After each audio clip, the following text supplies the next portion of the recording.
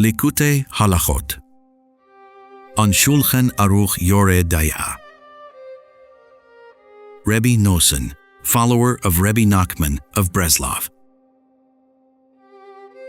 Laws of things coming from a living creature. Law 1. Based on the lesson in Likutey Halakhot, Part 1, 19. Discussed in Laws of Ritual Slaughter, Law 2. Section 1. This corresponds to milk and bee honey that the Torah permits to eat, even though they come from living creatures.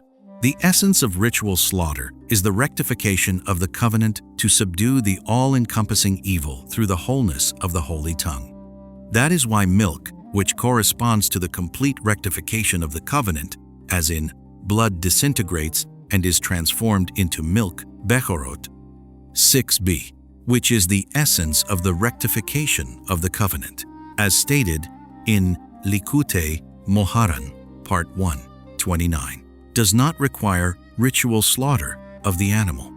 Similarly, honey that comes from bees corresponds to the amelioration of speech from evil to good, as in, who can bring forth the pure from the defiled?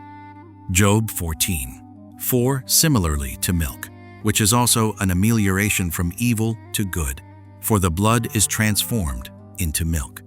Hence, honey and milk correspond to the wholeness of the holy tongue, which is attained specifically through the Aramaic Targum. For the ultimate wholeness of holiness is specifically by transformation, by sorting out the good from the evil, which corresponds to the wholeness of the holy tongue through the Targum, which corresponds to Noga, which corresponds to the tree of knowledge of good and evil.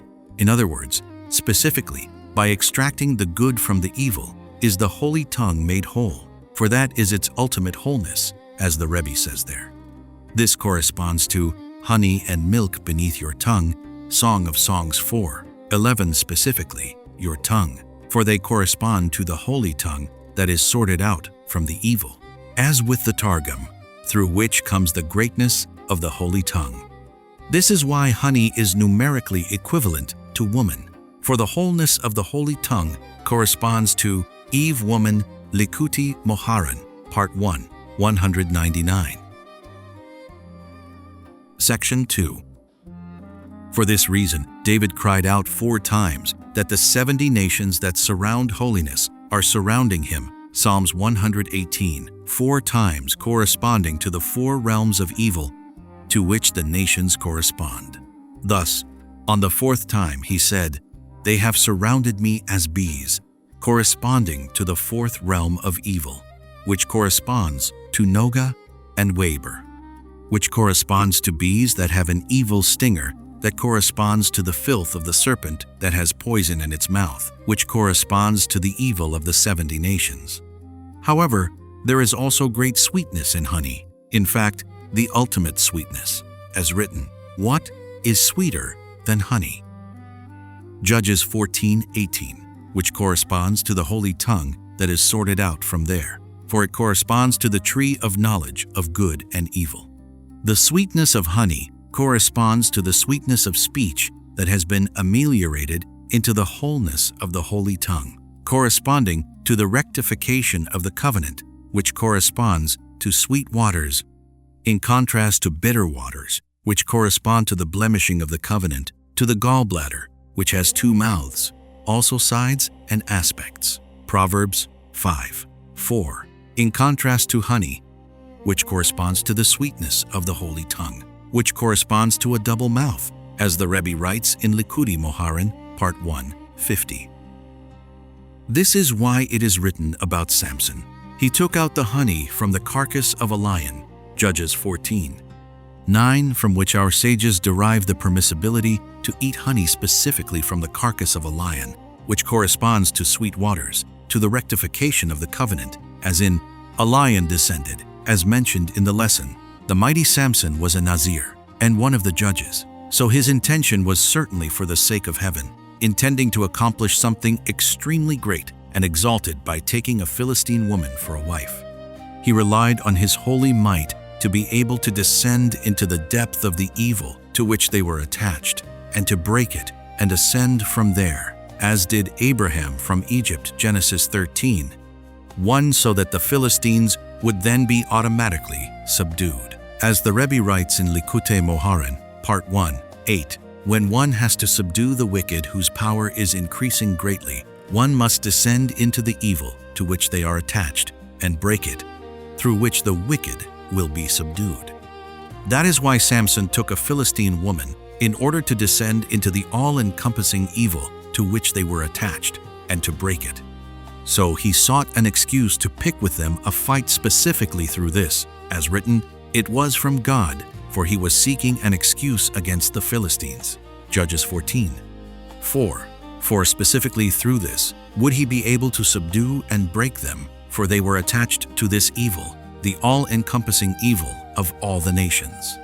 And the Philistines, who were neighbors of the Egyptians, and similar to them even descendants of Egyptians, who were very submerged in lewdness, which is the all-encompassing evil, were so attached to this all-encompassing evil because their very birth and coming into the world was through incest among the Egyptians. As written, from where the Philistines descended, Genesis 10:14, as Rashi explains there. That is why the holy people of Israel were always harassed by them, and they were always antagonistic toward the Israelites. Even the first ones in Jewish holiness, our forefathers, suffered from the Philistines, as written, all the wells the Philistines closed up. Genesis 26:15, and the main opposers of Abraham, Isaac, and Jacob were the Philistines and the Egyptians. Section 3. That is why regarding when the Israelites left Egypt, the verse says, God did not lead them toward the land of the Philistines, for it was nearby, Exodus 13:17, literally nearby, both physically and spiritually. So God did not lead the people in that direction, so that they would not end up only fleeing from one trap to another, for evil would attach itself to them there, because the Philistines were very similar to the Egyptians. This might have caused the people to consider returning to Egypt, to the evil which they had left, as written, lest they have regrets upon confronting battle and return to Egypt there, since the evil was as intense there as it was in Egypt. That is why they would not be able to withstand the vicissitudes of battle and would return to Egypt. And later on as well, from beginning to end, even at the end of the Davidic reign, the Philistines were always harassers of the Israelites whenever they had the upper hand. For the Philistines were the very opposite of the Israelites. This was because the Jewish people are connected to the holiness of the guarding of the covenant, whereas the Philistines are connected to the all-encompassing evil, for they are children of illicit relations. This is why Samson, who was the first to stand up against the Philistines, to subdue them, despite their being so powerful at the time, as is clear from the verses, had to inevitably descend into the depths of their evil in order to break and subdue them, to sort out the good from the evil, through which they had their downfall. Thus, when he went to take a wife, he came across the honey that he found in the lion's carcass, for he himself was then in that very situation, sorting out the good from the evil, which corresponds to noga, to honey, which is something pure, that comes from something defiled, which corresponds to the wholeness of the holy tongue that is attained through the subdual of the 70 nations, as said. This was Jacob's blessing to Samson, when he alluded to him, may Dan be a serpent upon the road, who bites the hooves of a horse, and whose rider falls backward, Genesis 49:17, Rashi. This means that he descended into the all-encompassing evil, the filth of the serpent, and broke it, through which the Philistines, who were attached to it, automatically fell backward. Hence, who bites the hooves of a horse? Whose rider? For a horse corresponds to the evil to which the Philistines were attached, as if they were riding upon it, as in, he cast horse and its rider into the sea. Exodus 15:1. But by biting and breaking the horse's hooves, the evil that they were attached to, the riders, the Philistines, automatically fell backward. That is why the land of Israel is praised for being a land flowing with milk and honey there. 3. 8 for the land of Israel corresponds to the wholeness of the holy tongue, laws of fat, paragraph 1, which is why the blessing is for milk and honey, as in, honey and milk are beneath your tongue, which corresponds to the wholeness of the holy tongue. Section 4. That is why Samson initiated his intrigue with the Philistines to marry one of their daughters by presenting them with his riddle regarding honey. Judges 14. For he sought to subdue them through honey. And though our sages state that Samson followed his eyes, Sota 9b, nevertheless, his initial intentions were pure. As stated explicitly in the verse, they did not know that it was from God. However, it seems from the verses and from our sages' teaching that later on he slipped. For one must possess very great spiritual power and be at a very exalted spiritual level, a complete tzaddik, so that no slightest element of evil remains, even if only in potential. Only then is one able to subdue the wicked in this way. Law 2. Regarding the Torah's permitting to eat milk and honey, and their not being forbidden as coming from a living creature, which is a unique exception, as our sages say, Bechorot 6b. This can be understood based on what the Rebbe writes in Likutey Halakhot, Part 2, 8. He says there that when the forces of evil draw nourishment from the intelligence and loving kindness of holiness, prayer is then in the category of judgment, and then sexual lust increases. What is then needed is a powerful one who is able to pray a prayer of judgment, which gets stuck in the throat of the forces of evil, on account of which they are forced to vomit up all of the holiness and intelligence that they have swallowed. An example is Pinchas's prayer after Zimri's act, when he prayed a prayer of judgment. As written, Pinchas arose and prayed Psalms 106:30, the letters of which are the acronym of Cast the staff before Pharaoh, it will become a serpent. Exodus 7:9. This corresponds to proselytes, as in Jethro heard Exodus 18:1. What did he hear that he came? He heard of the splitting of the Red Sea, of the battle with Amalek.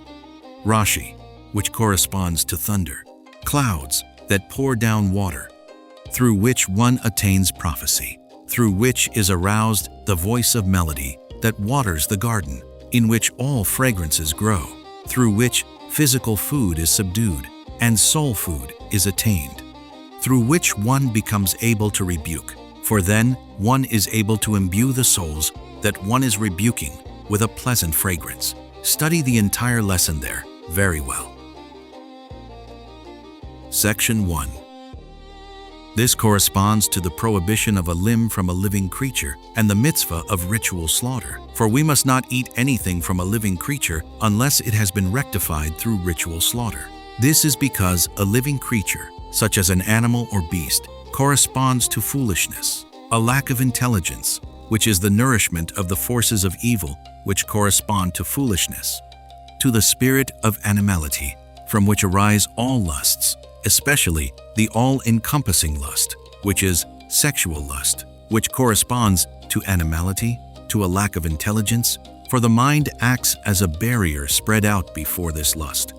That is why we must not eat from a living creature, so that the spirit of animality will not overwhelm us, so that we do not allow the spirit of the animal to be nourished by the spirit of a human being who corresponds to intelligence.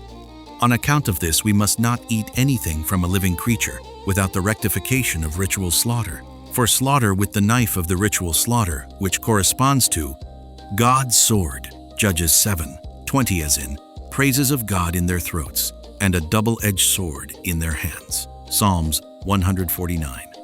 6 corresponds to prayer as judgment, as explained in Laws of Priestly Gifts, Law 2. This is because on account of Adam's sin, everything became a mixed muddle of all things, and then the realm of evil was able to draw nourishment from the intelligence and loving kindness of holiness. For the essence of Adam's blemish was in the intelligence corresponding to the tree of knowledge of good and evil. Hence, now, whenever we must rectify sort out, and extract the vitality of holiness from the forces of evil, we must always use the power of the prayer of the powerful one, which is prayer as judgment, through which we are able to extract from the realm of evil all of its vitality, all of the holiness and vitality that it swallowed, as in, it swallowed vitality and vomited it up. Job 20:15. That is why at the Exodus from Egypt, which was the main rectification of Adam's sin, pre-Etz Chaim, Chag Hamatzot, chapter 1 for the exile in Egypt was caused by Adam's sin, when God sought to take the people out and to rectify Adam's sin by extracting all the vitality and holiness from the realm of evil. Moses had to use the prayer of judgment, as in, cast the staff before Pharaoh, it will become a serpent, which corresponds to Moses' staff, which is the staff of might, which corresponds to the splitting of the Red Sea. So, when we want to rectify an animal, which is to subdue the spirit of animality and to extract and sort out from it all the holy vitality that it has swallowed, which means to sort out between the good and the evil that had become muddled by Adam's sin, which is the human spirit and the animal spirit that were now conflated, we must then use the staff of might, which corresponds to prayer as judgment, which corresponds to the ritual slaughter knife, as in praises of God in their throats and a double-edged sword in their hands, which corresponds to the prayer as judgment of the powerful one.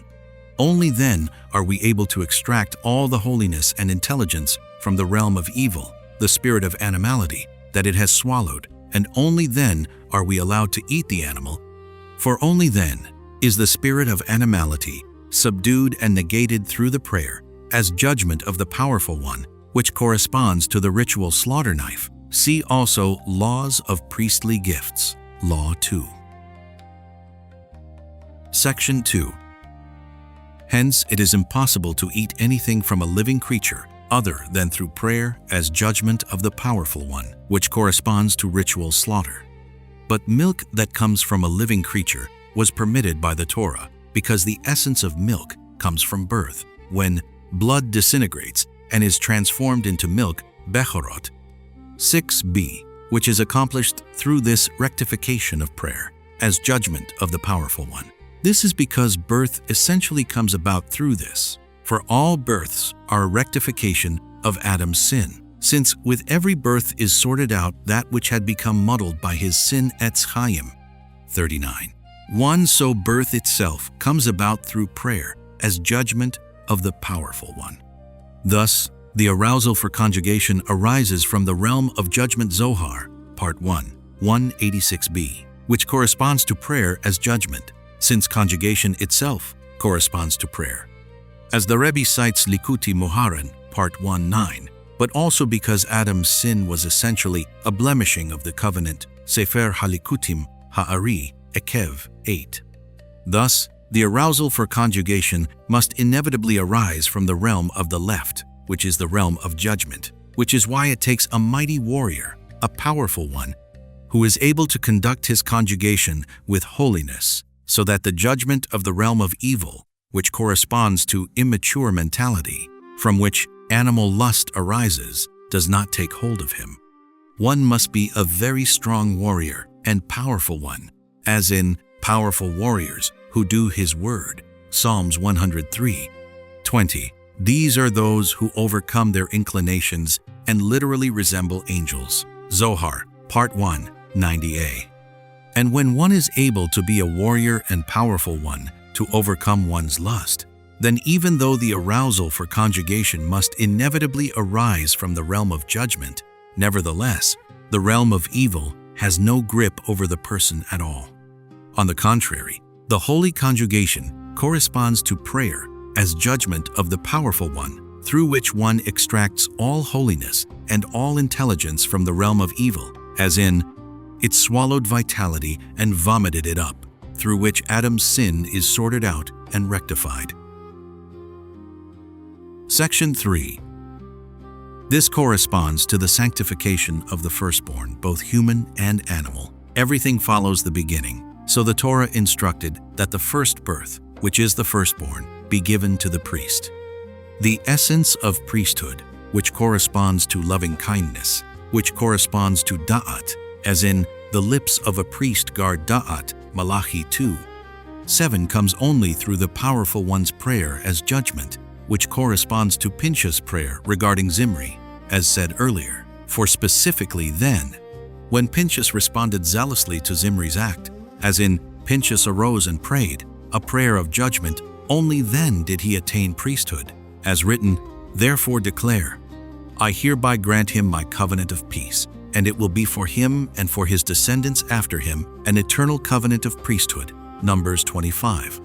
12, which is why all priests and Levites are called powerful ones. Rashi on Ecclesiastes 12:6.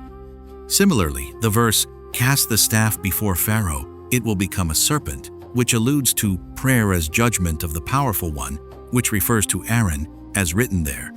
"Tell Aaron, take your staff and cast." Exodus 7:9, through which Aaron later attained priesthood. For through the powerful one's prayer as judgment, one is able to extract all the vitality and holiness and intelligence and loving kindness that the realm of evil has swallowed. The intelligence and loving kindness then return to holiness and are made complete, which corresponds to priesthood. Thus we must give the firstborn the first birth to the priest, in order to evoke holiness into the firstborn, into the first birth. Through the holiness of the priest that comes from the powerful one's prayer as judgment, which is the source of the holiness of birth, as said earlier. And then everything follows the beginning, so all subsequent births will receive holiness from there. This is because birth corresponds to the exodus from Egypt, which corresponds to birth, and all holiness swallowed by the realm of evil is then sorted out and extracted. That is why at birth, blood disintegrates and is transformed into milk, for judgment is transformed into mercy. Because the realm of evil, the intense judgments, vomits up all of the holiness it had swallowed, after which holy loving kindness is completed and judgment is transformed into mercy, as in, blood disintegrates and is transformed into milk. That is why immediately after the exodus from Egypt, the people were given the first commandment to sanctify the firstborn of human and animal. Exodus 13. 2. For the essence of the exodus from Egypt, which corresponds to birth, came about through the powerful one's prayer, as in, "Cast the staff before Pharaoh." So they were immediately given this mitzvah to sanctify the firstborn, because the sanctification of the firstborn corresponds to this, to evoke the power of this prayer, which is the source of the holiness of birth. This is why the sacrificial service was initially done by the firstborn, and only after they sinned were they disqualified, and the priests were chosen instead. Numbers Rabbah 4:8.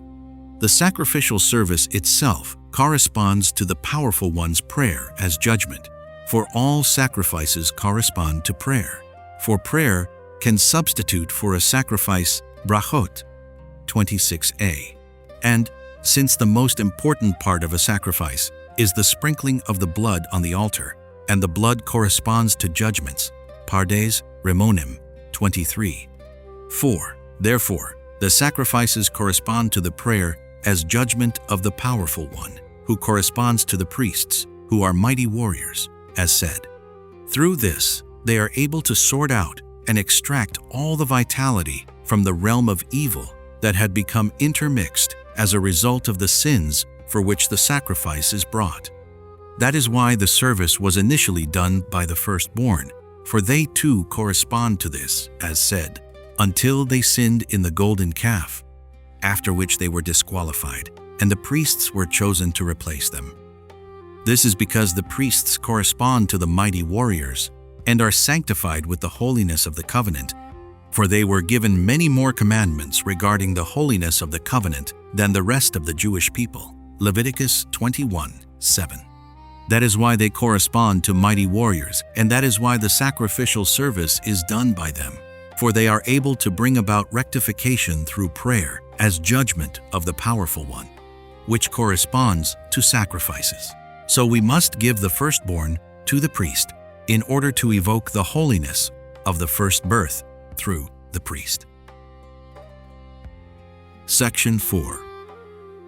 That is why the exodus from Egypt came about mainly through the striking of the firstborn, which was the final plague and which was given prior warning. All of the plagues on Egypt came about through Moses' prayer, for all of the awesome miracles and wonders that Moses did came about through his prayers. Thus, when Moses had to pray that God bring a plague upon Pharaoh, that prayer was a prayer as judgment. However, since Moses was a very powerful one, the forces of evil were unable to draw power to themselves from it and to gain control over the Israelites. But on the contrary, Moses thereby extracted all vitality from them and subdued the realm of evil again and again, such that they were powerless against the Israelites. With every plague, God distinguished between the Egyptians and the Israelites, especially with the plague of the firstborn, when such great judgments were aroused against them that all of their firstborn died. Nevertheless, Moses' great power protected the firstborn of the Israelites, so that no judgment had any power over them, as written, "I will pass over you, and there will be no plague." Exodus 12:13 for Moses' prayer corresponds to the prayer as judgment of the powerful one, through which the realm of evil is subdued, and all holiness and vitality that it has swallowed is extracted from it, for which reason the exodus from Egypt corresponds to birth, when blood disintegrates and is transformed into milk, for judgment has been dissolved and transformed into mercy.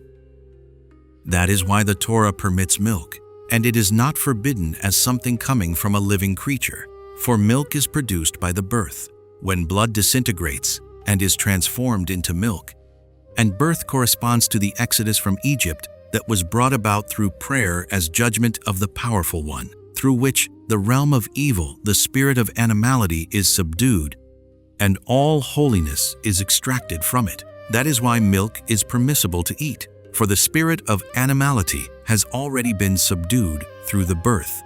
The prohibition of eating something from a living creature is essentially because the spirit of animality is still in control and is only subdued through ritual slaughter, but the milk that is produced through the birth is permissible and is not prohibited as something coming from a living creature.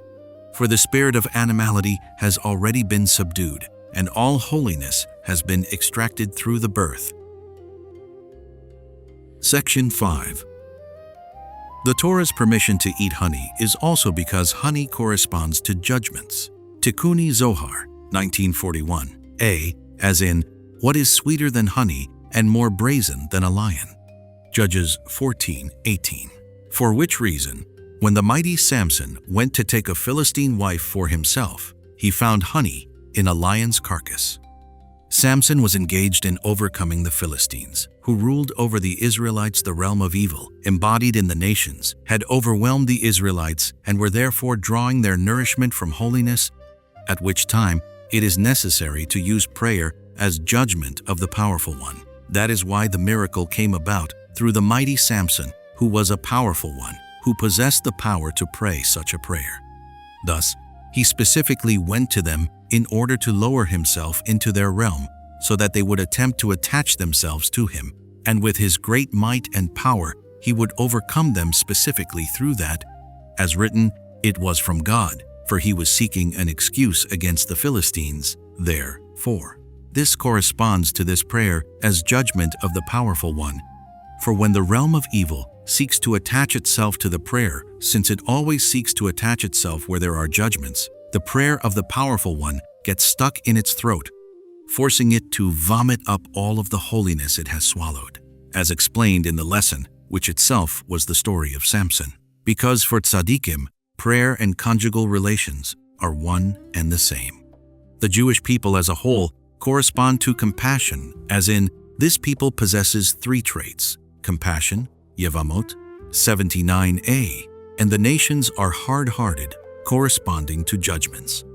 That is why it is forbidden to marry with them, for the conjugal relations of the Jewish people must be with compassion and dot intelligence, which corresponds to the sanctity of the covenant laws of Ishut, Law 2, Section 5. And since Samson at that time had to extract the vitality out of the realm of evil in order to overcome the Philistines, He therefore had to use the prayer as judgment of the powerful one, and he therefore had to marry into them, who correspond to judgment and would seek to attach themselves to him. But with his great power he would overcome them and extract from them all of the vitality that they had swallowed, and thereby subdue them and rescue the Israelites. That is why he found honey in a lion's carcass on his way there. Honey comes through the prayer as judgment of the powerful one, for honey is something kosher that comes from the non-kosher, which is a unique exception. Bees allude to the realm of evil that surrounds holiness, as in, "They have surrounded me as bees. You have pushed me toward falling, but God has helped me. My might and praise are God's. He has come to my salvation." Psalms 118, 11-14. Praise corresponds to prayer, specifically prayer as judgment, which corresponds to might. Through this, he has come to my salvation. For through such prayer one attains salvation, through which one extracts all the holiness that was in the realm of evil.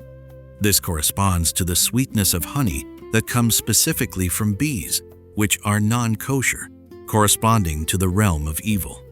Specifically from there we extract the sweetness of honey, for through this prayer the realm of evil vomits up all the holiness that it has swallowed. That is why the Torah permitted eating honey, for it also comes from this prayer, through which we subdue the realm of evil and extract all holiness from it, which corresponds to honey that comes from bees. That is why we eat honey on Rosh Hashanah, for at this time prayer is as judgment, which is the source of honey. Related to earlier, this is a sound of rejoicing and salvation. Psalms 118:15.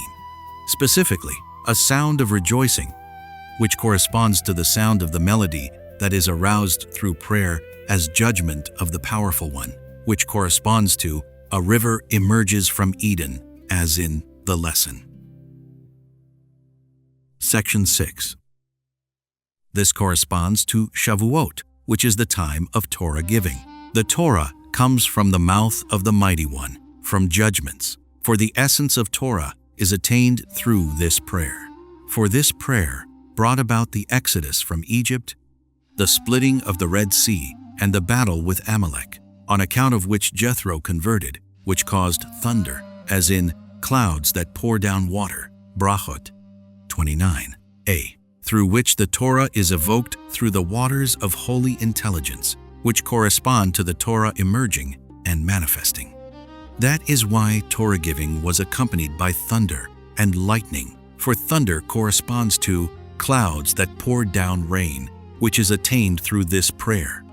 Hence, Shavuot is indeed a great kindness and compassion, but this is only revealed through the prayer as judgment of the powerful one, which corresponds to Isaac's might, which corresponds to the shofar of Isaac's ram that sounded at the time of Torah giving, through which the realm of evil was subdued and all the holiness, intelligence, and loving kindness that it had swallowed were extracted, through which prophecy, which corresponds to face-to-face God, spoke to you, Deuteronomy 5:4, which refers to Torah giving, is attained. Then blood disintegrates and is transformed into milk, for the judgment has been ameliorated and transformed into compassion, which is attained through the prayer of the powerful one. That is why we eat dairy on Shavuot. Section 7. And since honey comes from this prayer as judgment of the powerful one, that is why the verse says about it, "If you find honey, eat just enough, lest you become satiated of it and vomit it up." Eating too much honey, my son, is not good. Proverbs 25:16-27. This is because a very powerful one is needed for this, and it must not be used too often so that the realm of evil does not attach itself to it. That is why our sages said that even Samson erred in this, for when one enters into this arena of judgment, one is in great danger and must flee from there as soon as possible, as in, if you find honey, eat just enough, for the ultimate prayer is for beseeching for compassion. Law 3 is lost. Law 4 is included in the laws of the signs of animals. Law 4, Section 36 and following. Laws of Kosher Birds. Law 1. The signs of kosher birds are not stated in the Torah. Section 1. Birds correspond to the oral Torah, to the Mishnah, to Matat, as mentioned in laws of meat that has been left unwatched. Law 2. And therefore the signs of birds are not written in the Torah, but were transmitted to the sages orally. Animals and beasts, though, which are on a lower level than birds, and in which the powers of imagination and animality are greater, are therefore related to the written Torah, which corresponds to the written Torah. Write this down in a book as a reminder. Exodus 17:14. For imagination draws its nourishment from memory. This is because memory corresponds to the power of imagination, as the Rebbe writes, Likutey Halakhot, Part 1, 19, which is why the signs of animals and beasts are written in the Torah, for that is their source of nourishment. The Kabbalistic literature states similarly that the written Torah descends and becomes embodied lower down in the world of action, in which the power of imagination, the power of animality, is most potent, and in which exist animals and beasts, over which the power of animality has more influence than it does over birds, since the former walk on all four. See Laws of Signs of Kosher Animals, Law 1. The oral Torah, however, corresponds to the world of formation, which corresponds to Matat, from where birds come, which is why their signs are not written in the Torah.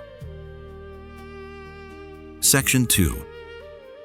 That is why there are more kosher birds than non-kosher, whereas the opposite is true of animals shulin, 63b. The power of the realm of evil is greater in the world of action, so most animals, since they are from the world of action, are non-kosher, whereas most birds, since they are from the world of formation, over which the realm of evil has less power, are kosher. This also explains our sages' teaching that a kosher bird can only be eaten based upon an oral tradition of its being kosher there. This is because the signs of kosher birds are only upon oral tradition corresponding to the oral Torah, for it would be impossible to rely on written signs, since they are oral Torah that must of necessity be transmitted from person to person. As our sages said, Moses received the Torah at Sinai and transmitted it to Joshua Avot 1 because oral teachings must not be written down. Gittin 60b. Law 2. The signs of kosher birds were not stated in the Torah, and our sages said that a bird is accepted as kosher for eating only upon tradition.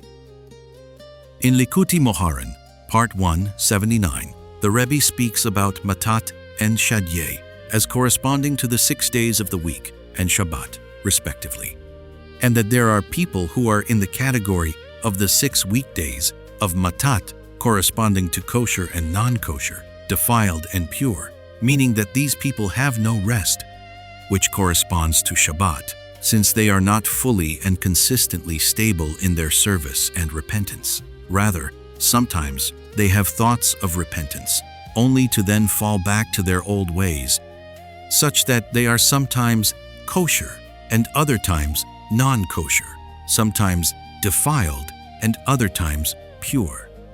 Tzaddikim, though, are in the category of Shabbat, for Shabbat corresponds to repentance, to Shadyeh, meaning that they have rest, in that their repentance is at rest, because it is consistent, since they completely push aside evil. These tzaddikim surrender their lives for the Jewish people, for they see their own lowliness and the greatness of the Jewish people. Study this well in the lesson. Section 1. Birds correspond to Matat Tikuni Zohar, 2b, and Matat corresponds to the tree of knowledge of good and evil, which corresponds to kosher and non-kosher, defiled and pure. And since it is written, from the tree of knowledge of good and evil you shall not eat, Genesis 2:17, all things that are in the category of the tree of knowledge of good and evil, in that they are a mixture of good and evil, we are forbidden to eat. That is why all the food that we eat is made kosher through the oral Torah that was given to the tzaddikim, which corresponds to the 6 orders of the Mishnah, which sort out the good from the bad, the kosher from the non-kosher. So it is incumbent upon us to follow whatever the authentic tzaddikim and sages of each and every generation tell us. As written, do not veer from whatever they tell you to the right or to the left. Deuteronomy 17:11. Even if they tell you that the right is left and the left is right, Sifri. For in every generation we must sort out and elevate the good from the bad that had become conflated on account of Adam's eating from the tree of knowledge, Pri Etz Chaim, Kriyat Shema, chapter 3. But no one is able to do this other than through the authentic tzaddik of each generation. For most people who have not yet attained complete repentance and still have no rest are themselves still in the category of the tree of knowledge of good and evil. For they are sometimes kosher and sometimes not, as said. So obviously, they are unable on their own to sort out the good from the bad. But only the authentic tzaddik, who has already banished evil completely and is in the category of Shabbat, is able to sort out the sparks from all things, to sort out the good from the bad, the kosher from the non-kosher. That is why the rectification and sorting out of all food that we would eat as kosher is attained through the tzaddikim of each generation to whom the oral Torah has been transmitted and who are able to achieve this sorting out. For though all the commandments are stated in the Torah, nevertheless, from the Torah itself, we cannot know anything without the tzaddikim and sages to whom the oral Torah was transmitted and who know the details of each and everything, how to conduct ourselves in each and everything according to the Torah, need of sorting out that specific thing. God intentionally did not explain everything in the written Torah, but only commanded us to rely specifically on the sages of the generation. For the fact is that in each and every generation there are new things to be sorted out until the coming of the Messiah. And this sorting out of all things can only be accomplished through the tzaddikim, who are the sages of the generation, who have already completely banished evil. Others, though, who have not yet completely banished evil and are sometimes kosher and sometimes not, lack the power to do this sorting out even through the Torah. For when one is deserving, the Torah becomes for them a potion of life, and if one is not deserving, then it becomes for them a potion of death. Yoma 72b. That is why without the authentic tzaddikim of each generation, we are totally unable to do anything properly, for we do not understand the ways of the Torah at all, other than through an authentic tzaddik. For as said, when one is deserving, and we have still not completely banished our own evil. That is why God intentionally did not explain the details of the laws of any commandment in the written Torah, so that we will realize that we must rely only on the tzaddikim of the generation, as written, do not veer. This is because the ultimate sorting out in each and every generation is accomplished only through the tzaddikim of the generation to whom the oral Torah has been transmitted, through which the good can be sorted out from the evil. For the oral Torah corresponds to the 6 orders of the Mishnah, which correspond to kosher and non-kosher. Since through the 6 orders of the Mishnah we sort out the kosher from the non-kosher, which corresponds to sorting out the good from the evil. But this oral Torah was given only to the tzaddikim who are the sages of the generation, and only they possess the power to attain this sorting out, for they have already completely banished their evil. This is alluded to in a bird's being accepted as kosher for eating only upon tradition. Birds correspond to matat, as said, and since they are in the category of matat, which corresponds to the tree of knowledge, therefore birds cannot be eaten, since it is prohibited to eat from the tree of knowledge, as written. So therefore, we can only eat birds through the tzaddikim and sages of the generation to whom the oral Torah was transmitted, which is the meaning of a bird is accepted as kosher for eating only upon tradition. But the fact is that even all other things we can only eat through the sages of the generation. Only that here the Torah revealed this to us clearly, since birds are more related to the tree of knowledge of good and evil. The Torah made this clear in this commandment more than anywhere else, that we must rely only on the sages of the generation, not giving any signs at all of kosher birds, so that we realize that we must rely only on the sages of the generation who possess the power to sort out the tree of knowledge. The Torah revealed this specifically in this commandment, since birds correspond to matat, which corresponds to the tree of knowledge, which is rectified and sorted out specifically through the oral Torah that was transmitted to the sages of the generation. Section 2. Furthermore, the sorting out of all foods is also alluded to in this lesson. In everything in the world there is a mixture of good and evil on account of the tree of knowledge, and it is our obligation to sort them out through the oral Torah that was transmitted to the tzaddikim, and the ultimate sorting out is through eating, through which we sort out the sparks that are in the food. This is the meaning of, a bird is accepted as kosher for eating only upon tradition. For the good of the tree of knowledge corresponds to a kosher bird, since the tree of knowledge corresponds to a bird, as said, which is comprised of both good and evil, defiled and pure, kosher and non-kosher, and the good of the tree of knowledge thus corresponds to a kosher bird. Now, everything that we eat must be in the category of the good of the tree of knowledge, which corresponds to a kosher bird, but this is only possible through the tzaddikim of the generation to whom the oral Torah was transmitted. This is, a bird is accepted as kosher for eating only upon tradition, which means that all Jewish kosher eating which corresponds to a kosher bird, corresponding to the tree of knowledge, can only be achieved through the tzaddikim to whom the Torah was transmitted, which is kosher for eating only upon tradition, referring to the tzaddikim to whom the Torah was transmitted. The very word tradition alludes that these tzaddikim, to whom the Torah was transmitted and who have already completely banished their evil, surrender their lives for the Jewish people. As explained in the lesson, in other words, through these tzaddikim who have self-surrender for the Jewish people and to whom the oral Torah was transmitted, for the ultimate rectification and sorting out of our foods is only through these tzaddikim who surrender their lives for the Jewish people. This is because during eating we must sort out the good from the bad, and we certainly lack the ability to do this and are only able to do this through the tzaddikim who surrender their lives for the Jewish people, which is ultimately for the sole sake of rectifying the Jewish people, to banish evil from them and to bind them to the good. That is the ultimate love and compassion that the tzaddik has for the Jewish people, and for that he surrenders his life for them to banish evil from them and bind them to the good. That is why only through the power of this tzaddik are we able to eat kosher, that is, to sort out the good from the bad, the pure from the impure, which corresponds to a kosher bird. This is, a bird is accepted as kosher for eating only upon tradition, meaning only through the tzaddik who surrenders his life for the Jewish people and to whom the oral Torah was transmitted, are we able to eat a kosher bird, which means the good and the pure that is in the tree of knowledge, which corresponds to birds. Section 3.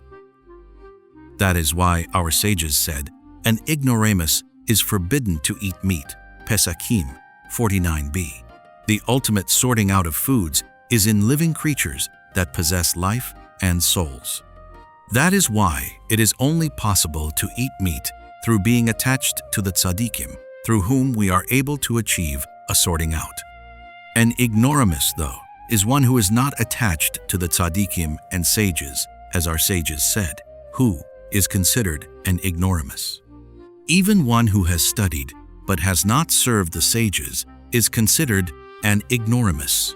Brachot 47b. Whoever does not serve the sages in order to know their ideas and thoughts, which is the Talmud, which is the interpretation of the Mishnah that the students heard from their teachers through serving them, as Rashi explains there. And in every single generation we are obliged to serve the authentic sages, who are the authentic tzaddikim, in order to know their ideas and thoughts, how to conduct ourselves regarding all things in life. Through this binding to the authentic tzaddikim, we become able to achieve this sorting out. But an ignoramus who is not bound to an authentic sage is forbidden to eat meat. For in the meat that comes from a creature are many souls and sparks that must be sorted out, and we lack the ability to do so other than through an authentic tzaddik. Blessed be God forever. Amen and amen. Law 3. A bird is accepted as kosher for eating only upon tradition, and the 24 non-kosher birds will be explained based upon the lesson in Likutey Moharan, Part 1, 11. Study there the entire lesson. In some, there is an upper unification and a lower unification, specifically the Kriyat Shema, which is the upper unification, and the Baruch Shem Kevod Malchuto Lo Olam Va'ed, which is the lower unification. Through these, one is able to attain deep insights into the Torah, for through speaking verbally in Torah as written, they are life to those who speak them out with their mouths. Proverbs 4:22, Eruvin 54a. That speech will shine for the person upon whatever he needs to repent for, as our sages said. Open your mouth and your words will shine, Brachot 22a. Through this, one is able to leave a lowly level and reach deep Torah insights. However, this shining speech can only be attained through the negation of haughtiness, which corresponds to the guarding of the covenant, and there are two levels to the guarding of the covenant, corresponding to the upper unification and the lower unification, through which one attains sustenance. Speech is called a bird that stands in water up to its ankles, while its head reaches the heights of the heavens. As our sages said regarding the leper who must bring 2 living kosher birds as an offering, so that these chirping birds will atone for his chirping, Leviticus Rabbah 16:7. This is the meaning of what Rav Ashi said. That bird is Ziz Sadie, Ziz corresponding to the lower unification, corresponding to Matat, corresponding to the wings of the earth. For the Midrash says, there is a bird in the islands, there 22:10, which corresponds to Matat. Section 1. So we see that Matat, corresponding to the lower unification, corresponds to a bird, and we find elsewhere that Matat is appointed over the birds Tikkunei Zohar, 2b, as in birds to fly over the earth. Genesis 1:20, which alludes to angels, which correspond to Matat. Now, the lower unification, which is Baruch Shem Kevod Malchuto Le'olam Va'ed, is comprised of 24 Hebrew letters, corresponding to the 24 books of Scripture Tikkuni Zohar 14a, and when one causes a blemish in the lower unification, this gives rise to the 24 non-kosher birds, for everything has its opposite. Since the root source of birds is in the lower unification, which corresponds to the 24 letters of Baruch Shem, therefore, paralleling this in the realm of evil are non-kosher birds. This is the meaning of what is brought in the Kabbalistic literature that a blemishing in the covenant brings about the 24 non-kosher birds, Shar Hagilgulim, preliminary foundation 22. This is because a blemishing in the covenant is ultimately a blemishing in the lower unification, which is the essence of guarding the covenant, which is to simply guard oneself from trespassing the limits of Torah law. So when one blemishes in this, one is blemishing in the lower unification, in the 24 letters of Baruch Shem, which gives rise to the 24 types of non-kosher birds. That is why the main sorting out between a non-kosher bird and a kosher one is attained specifically through speech. As our sages said, a bird is accepted as kosher for eating only upon tradition, Chulin 63b, which means that one person transmits to another by word of mouth that this bird is kosher. This is because speech itself corresponds to a bird, since birds chirp with their voices, which corresponds to matat, which corresponds to a bird. which corresponds to the tree of knowledge of good and evil, which is comprised of the 6 orders of the Mishnah, which correspond to kosher and non-kosher, defiled and pure, which corresponds to the oral Torah, which sorts out the Torah laws between kosher and non-kosher. This is because the ultimate sorting out is achieved specifically through speech, as in, they are life to those who speak them out with the mouth, specifically the mouth, corresponding to the oral Torah. Thus, it is impossible to know any law or ruling of Torah law from the written Torah alone, but only through the oral Torah that sorts out all the laws of the Torah. For the sorting out between defiled and pure, between kosher and non-kosher, is only through the oral Torah that corresponds to verbal speech. For sorting out is only through speech. That is because speech corresponds to a bird that stands in water up to its ankles, which means that speech descends down to the feet and sorts out all the speech from there. So, through speech, we are able to ascend from a lowly level, for the speech shines into all places and sorts out between the good and the bad, between the pure and the defiled. And since birds correspond to matat, to the lower unification, in which takes place the ultimate sorting out of the tree of knowledge of good and evil, which corresponds to matat, therefore we can only eat birds as kosher upon oral tradition by word of mouth, which symbolizes the kosher bird. This is because the ultimate sorting out between kosher and non-kosher birds is accomplished specifically through speech, which corresponds to a bird. For without speech, it would be difficult to rely solely upon signs, in which we are liable to be mistaken between kosher and non-kosher, since birds correspond to the tree of knowledge of good and evil, in which good and evil, kosher and non-kosher, are mixed up.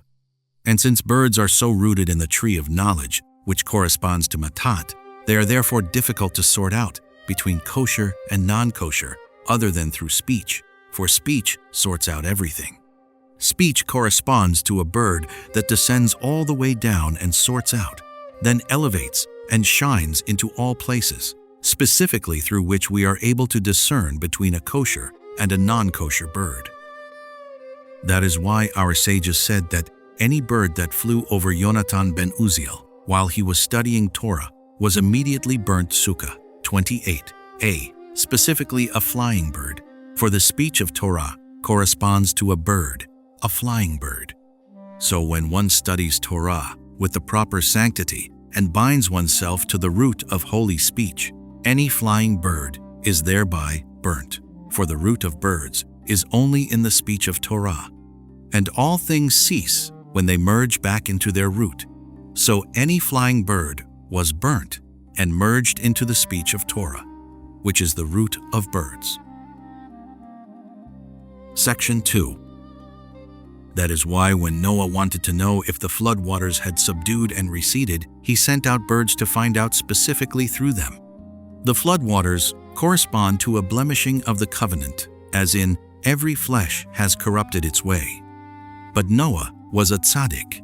Genesis 6:12 and a tzaddik is one who guards the covenant, and Noah had attained both levels of guarding the covenant, corresponding to the upper unification and the lower unification, as in, these are the generations of Noah. Noah, Genesis 6:9, Noah on high and Noah below. Zohar, Part 1, 59b, corresponding to the upper unification and the lower unification. That is why Noah was spared from the floodwaters through the ark, the teva, the word corresponding to holy speech, for speech shines into all places to overcome and subdue the floodwaters, as in, the teva went upon the surface of the water. Genesis 7:18, for speech corresponds to a bird that stands in water up to its ankles while its head reaches the heights of heaven. Thus, when Noah wanted to know if the floodwaters were receding, if the evil had been subdued, and the good had begun to become aroused and shine, he sent out a bird, a dove, to see if the waters were receding there. 8:8, for birds correspond to speech, as said, through which is attained the ultimate sorting out of the tree of knowledge of good and evil, for speech shines into all places. Law 4. The signs of kosher birds are not stated in the Torah, but only the 24 non-kosher ones are listed. Whoever can recognize them and knows their names may eat any other bird that is not one of them. Otherwise, a bird is accepted as kosher for eating only upon tradition. Any predatory bird is assumed to be from the non-kosher types.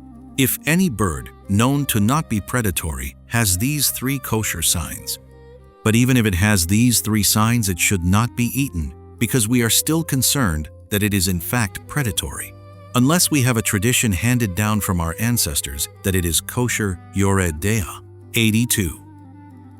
This can be explained based on the lesson in Likutey Halakhot, part 163, where the Rebbe speaks of a serpent that is holding an ant in its mouth. The serpent represents those who are wise to do evil, the natural scientists who make for themselves wings to fly off with their wisdom through the evil speech that they speak.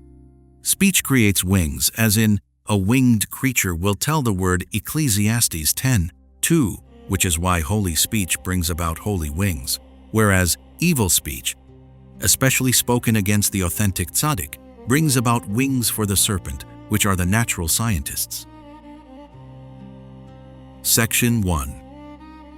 The difference between kosher and non-kosher birds, as stipulated in the Torah, is that birds are winged creatures, so some of them are nourished from holy speech that brings about holy wings, and others are nourished by the wings of the serpent that are brought about by evil speech, through which natural science increases in the world. That is why the Torah does not explicitly state the signs of kosher birds. It would be impossible to state them clearly in writing. Because it is impossible to clearly state in writing the signs that define authentic wisdom that increases through holy wings, which nourishes kosher birds, and those that define the false wisdom of the natural scientists who fall into denials on account of their evil wisdom. For the falsehood rises up so greatly against the truth, such that it is difficult to distinguish between them. So it is impossible to state clearly in writing the signs that differentiate between them, because there are many conundrums and denials that come from the natural sciences that cannot be resolved with intellect, but only through the faith in which we, the Jewish people, are strong, the faith that we have received from our forefathers and teachers. This corresponds to, a bird is considered kosher for eating only upon tradition, Chulin, 63b, specifically tradition, alluding that it is impossible to discern and distinguish between the kosher birds that are nourished from holy wings and the non-kosher birds that are nourished from the wings of the serpent, which correspond to the conundrums and denials of the natural scientists. It is impossible to distinguish between them through any sign that is in the category of something that can be proven with the intellect, but only through tradition, as our forebears have transmitted to us. We rely only on what they have said, just as they have transmitted to us to have faith in God, in the creation of the world, in the resurrection of the dead, and in the existence of another world, without any clear sign, proof, or convincing argument. It is impossible to clarify the foundations of our holy faith through signs and proofs based upon the confused human intellect, but only upon the tradition passed down to us as we have received from our teachers. Section 2. Hence, there are 24 non-kosher birds. For those who delve into the natural sciences, study only the written Torah, which is comprised of 24 books, because they appreciate its language, though they interpret everything upon their own understandings and confusions while completely deny the oral Torah, because the oral Torah that was passed down to us by our rabbi states explicitly counter to their own ideas and beliefs. Our rabbis received the interpretation of the written Torah by word of mouth all the way back from Moses, which is itself the foundation of our holy faith. Since from the written Torah alone, it is impossible to know anything without the interpretation of the oral Torah. Hence, the natural scientists derive their power from the written Torah, since because it is written down, they are able to interpret it according to their own evil ideas and to invert the words of the living God. But the oral Torah blunts their teeth because our sages interpret it for us, explicitly counter to their evil ideas. That is why they so oppose the words of our sages, who embody the oral Torah, for the oral Torah does not support them. The Rebbe states explicitly that the nations of the world draw their nourishment from the written Torah, Likutey Halakhot, Part 2, 28. And the nations correspond to the natural scientists, for they are only involved in these wisdoms. But the Jewish people are not like that, for we have faith in the words of our sages, as they pass down to us explicitly the proper interpretation of the written Torah, and we base our lives upon them. That is why there are 24 non-kosher birds listed in the Torah, for the root source of these birds' nourishment is ultimately from the written Torah that is comprised of 24 books, for God created everything and its opposite. That is why we must not eat any bird without a tradition that it is kosher, which corresponds to the oral Torah, as we have received from our sages, for it is impossible to escape their evil ideas other than through the oral Torah. We, the Jewish people, do not rely on any interpretation of the written Torah that is based upon their evil ways of textual analysis, but only on the oral Torah as transmitted to us by our sages. In the Torah, there are no details at all about the laws of tefillin, of what material they should be made of, leather or something else, and where they should be placed, whether on the palm or the upper arm, and similarly with the other commandments.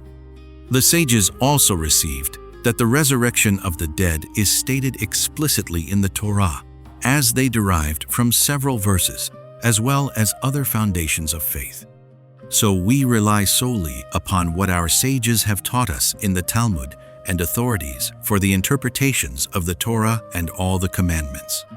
This is alluded to in this law of, a bird is accepted as kosher for eating only upon tradition, for specifically through tradition, corresponding to the oral Torah, are we able to avoid the 24 non-kosher birds that devolve from the 24 books of Scripture, for specifically through tradition, the oral Torah, are we able to keep away from them? Since the tradition, the oral Torah, teaches us how to interpret the written Torah according to the truth as received by our sages. Section 3. This is why the sign given to us by our sages for a non-kosher bird is related to eating. If the bird is a predator and kills its prey to eat it, it is certainly non-kosher. These non-kosher birds draw nourishment from the wings of the serpent, as said above, and this serpent has an ant representing the authentic sage in its mouth and wants to overcome it. So the sign of a non-kosher bird is in its mouth if it kills its prey to eat. It is certainly non-kosher, for this shows that it wants to use specifically its mouth to kill the ant, for that is the source of nourishment of non-kosher birds.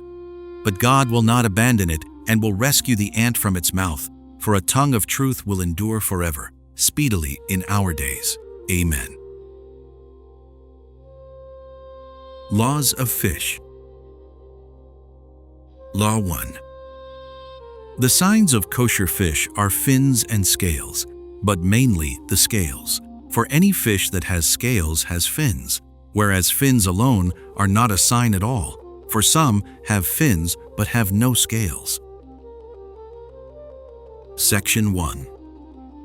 As already explained in Laws of Meat that was left unwatched, Law 2, fish correspond to the open eye, which corresponds to the world of the future, in which the all-encompassing evil of the 70 nations has no power at all, for the waters will cover up and protect from the evil eye. Fish correspond to Joseph, whose descendants are compared to fish, corresponding to the guarding of the covenant. This is why fish do not require any ritual such as slaughter to render them kosher for eating, and there is also no type of mortal wound that would render them forbidden to eat, as well as no prohibition of eating their blood or fat, all of which is connected with the blemishing of the covenant. Therefore, fish which are free of any connection with the blemishing of the covenant, since they correspond to dot, the intellect, to the guarding of the covenant, to the waters that cover and protect them, are completely without any restrictions and require no slaughter. However, Non-kosher fish and their signs can be explained based upon the lesson in Likutey Halakhot, Part 163, as I understood from what I heard from the Rebbe's holy mouth. In sum, there are two levels of guarding the covenant. The first is literally to guard the covenant, sanctifying and purifying oneself from animality, from the all-encompassing evil, such that one will be able to be completely holy without the animal lust having any sway over the person at all. And to the extent of one's holiness and abstention, so will one's intellect grow, as explained in several other places, that guarding the covenant is the wholeness of the intellect. But there is an even higher level. Even one who is completely very holy, and whose intellect is very whole, to the extent of his holiness, he must then guard his intellect and intelligence meticulously, that he does not try to trespass to reach God, to go beyond his limits, to leave the boundaries of his holiness. This would correspond to a blemishing of the covenant, which is a blemishing of dot, for as a result of acting as above, one can utterly destroy one's intellect, as can be understood from the lesson.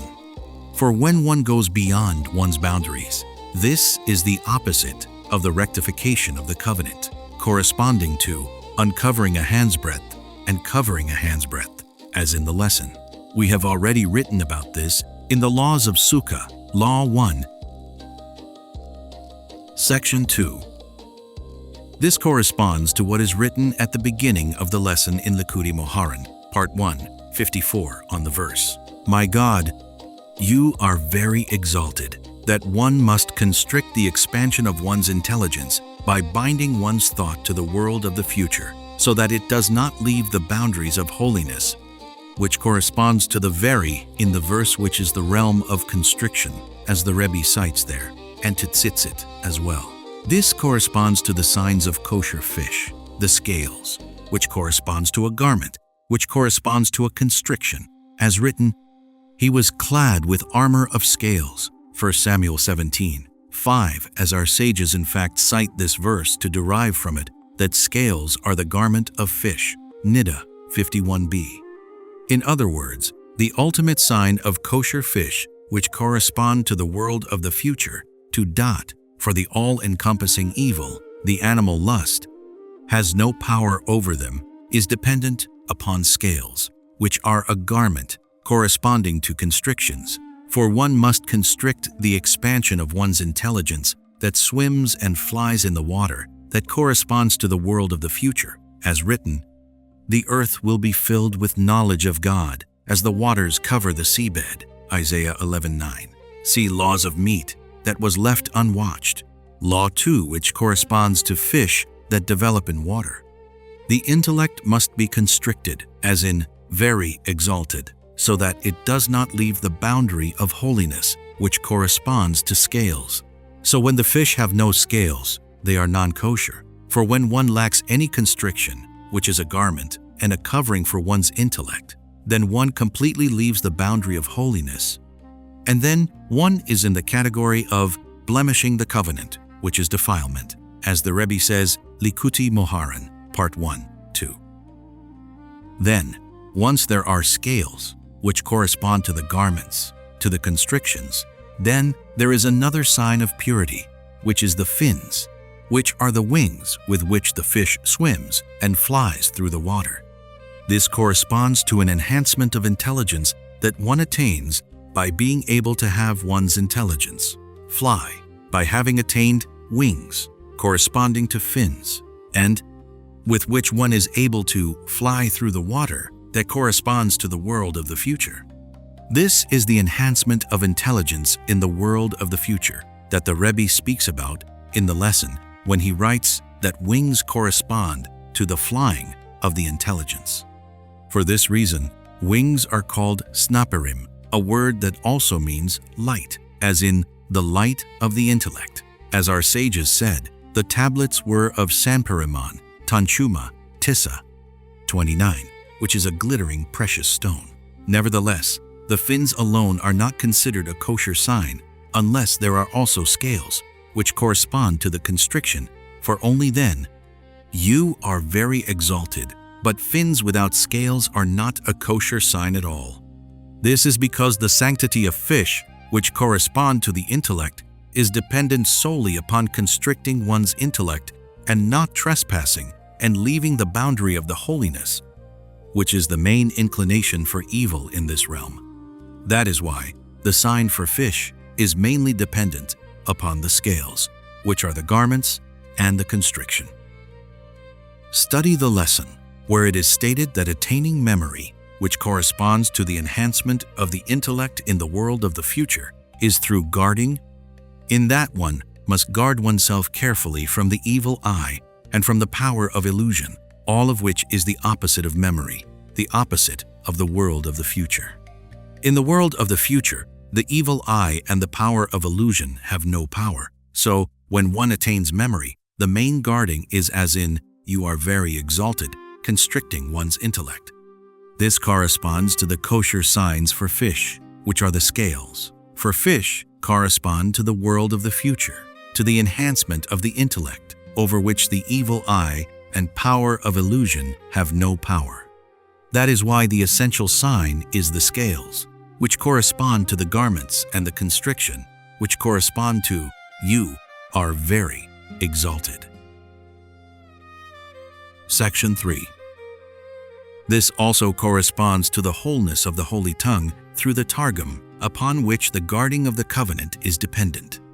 On the first level spoken of earlier, guarding means literally breaking and subduing the evil, upon which the wholeness of holiness is dependent, for one must specifically pass through all the evil, specifically the all-encompassing evil, to break and subdue it, for the wholeness of holiness is dependent upon this. Otherwise, it is not whole, which corresponds to the wholeness of the holy tongue, which is the essence of holiness, and which is dependent upon the Targum, which corresponds to breaking the evil, subduing it, and extracting from it the good.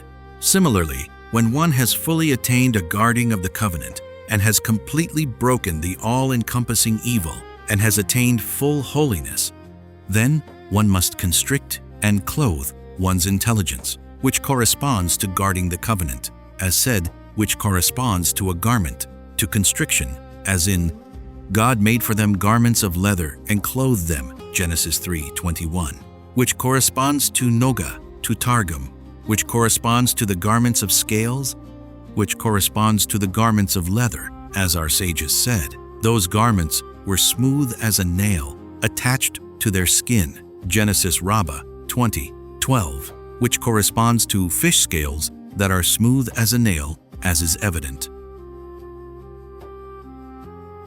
Law 2. Based on the lesson in Likutey Moharan, Part 2:7, mentioned above in Laws of Signs of Kosher Animals, Law 2. Section 1. The signs of kosher fish are fins and scales. Fish develop in water, which corresponds to the sea of wisdom, and the realm of evil therefore has no power over them, which is why simply gathering them is sufficient to eat them, and they need no other rectification. The non-kosher fish are those that have no scales and fins. This is because fish correspond to the open eye, the one eye of compassion, which corresponds to the illumination of desire that shines into the sea of wisdom, which is why fish develop in water in the sea of wisdom. But since this high spiritual vibration has descended into this material world, fish therefore need a garment of scales and fins. For when they lack the garment of scales, they are completely non-kosher. Since the illumination of desire, from which fish receive their vitality, corresponds to what? Which corresponds to nothingness, to the transcendental intellects. This is because the dwellers on high that shine this illumination of where and what must also merge into the dwellers below, who correspond to the entire earth is filled with His glory, so that they will have fear and awe, since with where alone they would have no fear or awe at all. That is why even the dwellers on high must realize the entire earth is filled with His glory, so that they will have fear and awe, as explained in the lesson. That is why fish that are nourished by the illumination of the dwellers on high, which is what and where, must merge into the dwellers below that correspond to the entire earth is filled with His glory, through which fear and awe is evoked, since they would otherwise become completely blemished and non-kosher, since they are in this material world. Section 2. As the Rebbe writes Likutey Moharan, Part 2, 12, the realm of defilement draws nourishment from where? Since it is so hidden and concealed, such that the realm is able to draw vitality from there and to completely hide and conceal godliness. Thus, defilement and denials draw nourishment specifically from where?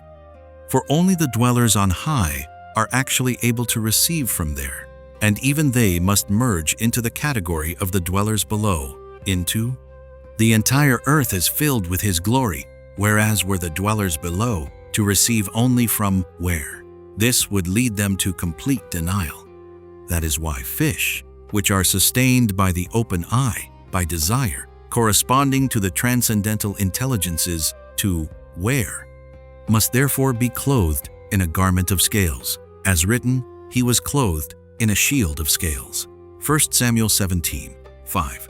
And a garment corresponds to fear and awe. Since fear and awe corresponds to Malchut Likutey Moharan, Part 1, 97, which corresponds to glory, which corresponds to garments. Lesson 2. In other words, the garment of scales is a sign that their vitality comes also from fear and awe, which corresponds to a garment. This also corresponds to the fins. For fins, snapper correspond to even sapper, sapphire. As our sages said, the tablets were of Sanperamon, Tanchuma, Tissa, 29, which is a precious stone. This is also an allusion to the Malchut, which is called a sapphire, which corresponds to fear and awe. So when fish have these signs that correspond to fear and awe, to Malchut, then those are kosher fish that we can eat. But when they lack these garments, then they are completely non-kosher. For when vitality is received in this material world only from where? Especially a living creature, then this is drawn into the realm of defilement, corresponding to denials, for the realm of defilement draws nourishment from there. That is why fish must have a garment of scales and fins, and this garment corresponds to fear and awe, to Malchut, which is evoked through the entire earth is filled with His glory, and then they are kosher, and we are able to eat them. For our eating must come from the realm of holiness, so that fear and awe will come upon us through our eating, as the Rebbe explains. Law 3. The kosher signs for fish are fins and scales, but essentially scales, for whichever have scales have fins, whereas some have fins without scales. It is explained in the lesson in Likutey Moharan Part 2, 4, that through charity we are able to extract the vitality that the forehead of the serpent has drawn from the elders of the generation who lack wholeness, and then the forehead of desire is manifested. But there are natural scientists who correspond to wild beasts who seek to overwhelm the voice of the call of the festival that calls out and manifests desire, that everything is according to God's will. The rectification for this is attained through the sage of holiness, who knows how to bind all desires to the root of desire, which corresponds to the forehead of desire, which corresponds to the desire of desires, which corresponds to the departing of Moses on Shabbat at the time of the afternoon prayer. But the forehead of the serpent seeks to overwhelm even the forehead of desire, and its power is derived mainly from the elders of the generation who lack wholeness. As said, but through charity we are able to extract from it the vitality that it has drawn, such that the forehead of the serpent is thereby subdued and vanquished, and the forehead of desire is thereby manifested.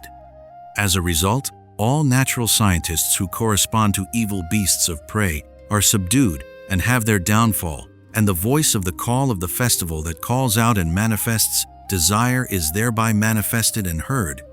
And through the manifestation of desire comes fear and awe, through which an influx of loving kindness is brought about. Study all this there, well, very well. Section 1. This corresponds to kosher and non-kosher fish. Fish correspond to the open eye, which corresponds to the one eye of compassion, which corresponds to the desire of desires, to the forehead of desire, which is why fish do not require any ritual slaughter, but may be simply gathered and eaten chulin, 27b.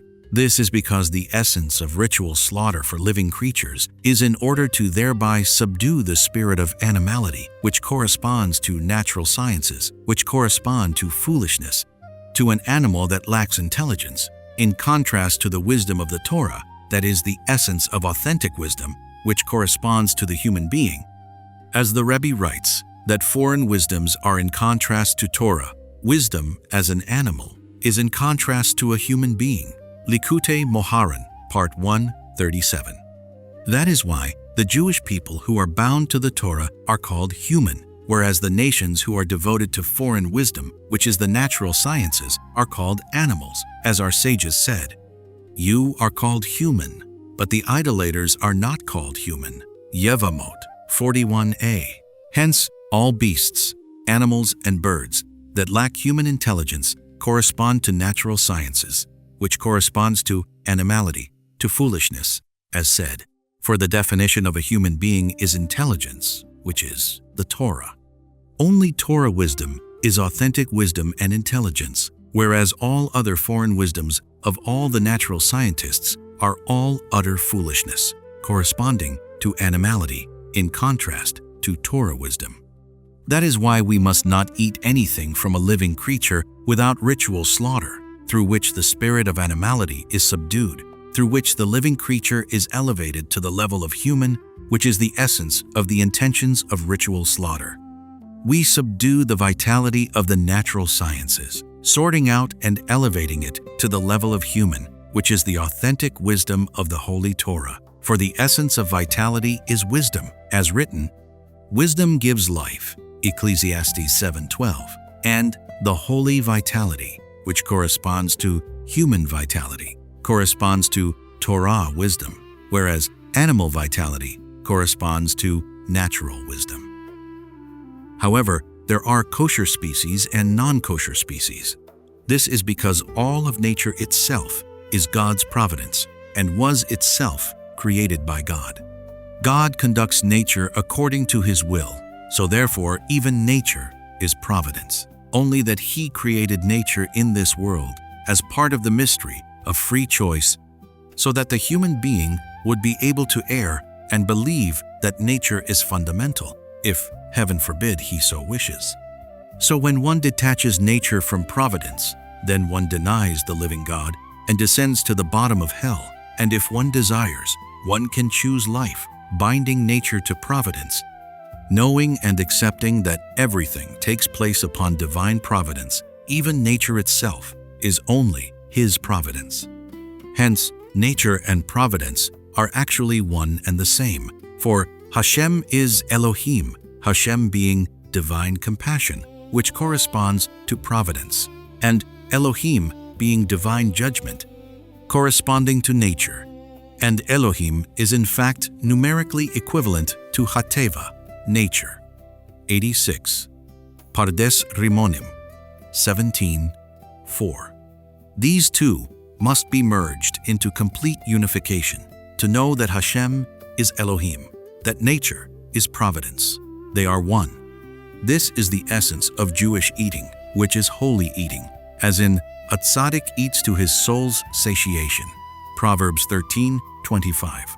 To bind the body and the soul together, for through eating is human life sustained, which means that the bond of body and soul is maintained, for without eating, the soul would leave it. Now, body and soul correspond to foreign wisdoms and Torah wisdom. Foreign wisdoms are the nature wisdoms which correspond to the body, to an animal, to foolishness, in contrast to Torah wisdom, which corresponds to the soul, to the human being, to authentic intelligence, as explained in the lesson. Each individual must subdue the body, materiality, to the soul, which means to subdue and negate the nature wisdoms that contrast Torah wisdom, binding everything to the Holy Torah, as in, Your Torah is in my belly. Psalms 49. This should be the main intention in eating, to elevate and bind the inanimate, the plant, and the living creature to the human level of speaker, which means to elevate and bind the lower wisdoms and raise them all and bind them to their holy root, which is the authentic wisdom of the Torah, which corresponds to the human being, the root of everything. But the most important thing is faith, which is the ultimate rectification and sorting out of all foods. We must know and accept that nature itself is also God's providence, and He sustains everything, and everything comes from Him. Hence, there are kosher species and non-kosher species. The kosher species are those that we possess the power to bind them to holiness, to sort them out and elevate them from living creature to human being, while the non-kosher ones are those that we lack the ability to sort out from living creature to human being and bind them to holiness. And even the kosher species can only be eaten through ritual slaughter, through which we subdue the spirit of animality and elevate it from animal to human being, which is the essence of ritual slaughter. Section 2. That is why ritual slaughter is carried out at the neck, in order to subdue the evil sounds of the natural scientists who correspond to living creatures, to evil beasts. These sounds come through the neck, as in, do not speak with a haughty neck, Psalms 75.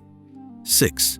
These are the natural scientists who speak haughtily against God and against His Messiah, and who correspond to animals and beasts.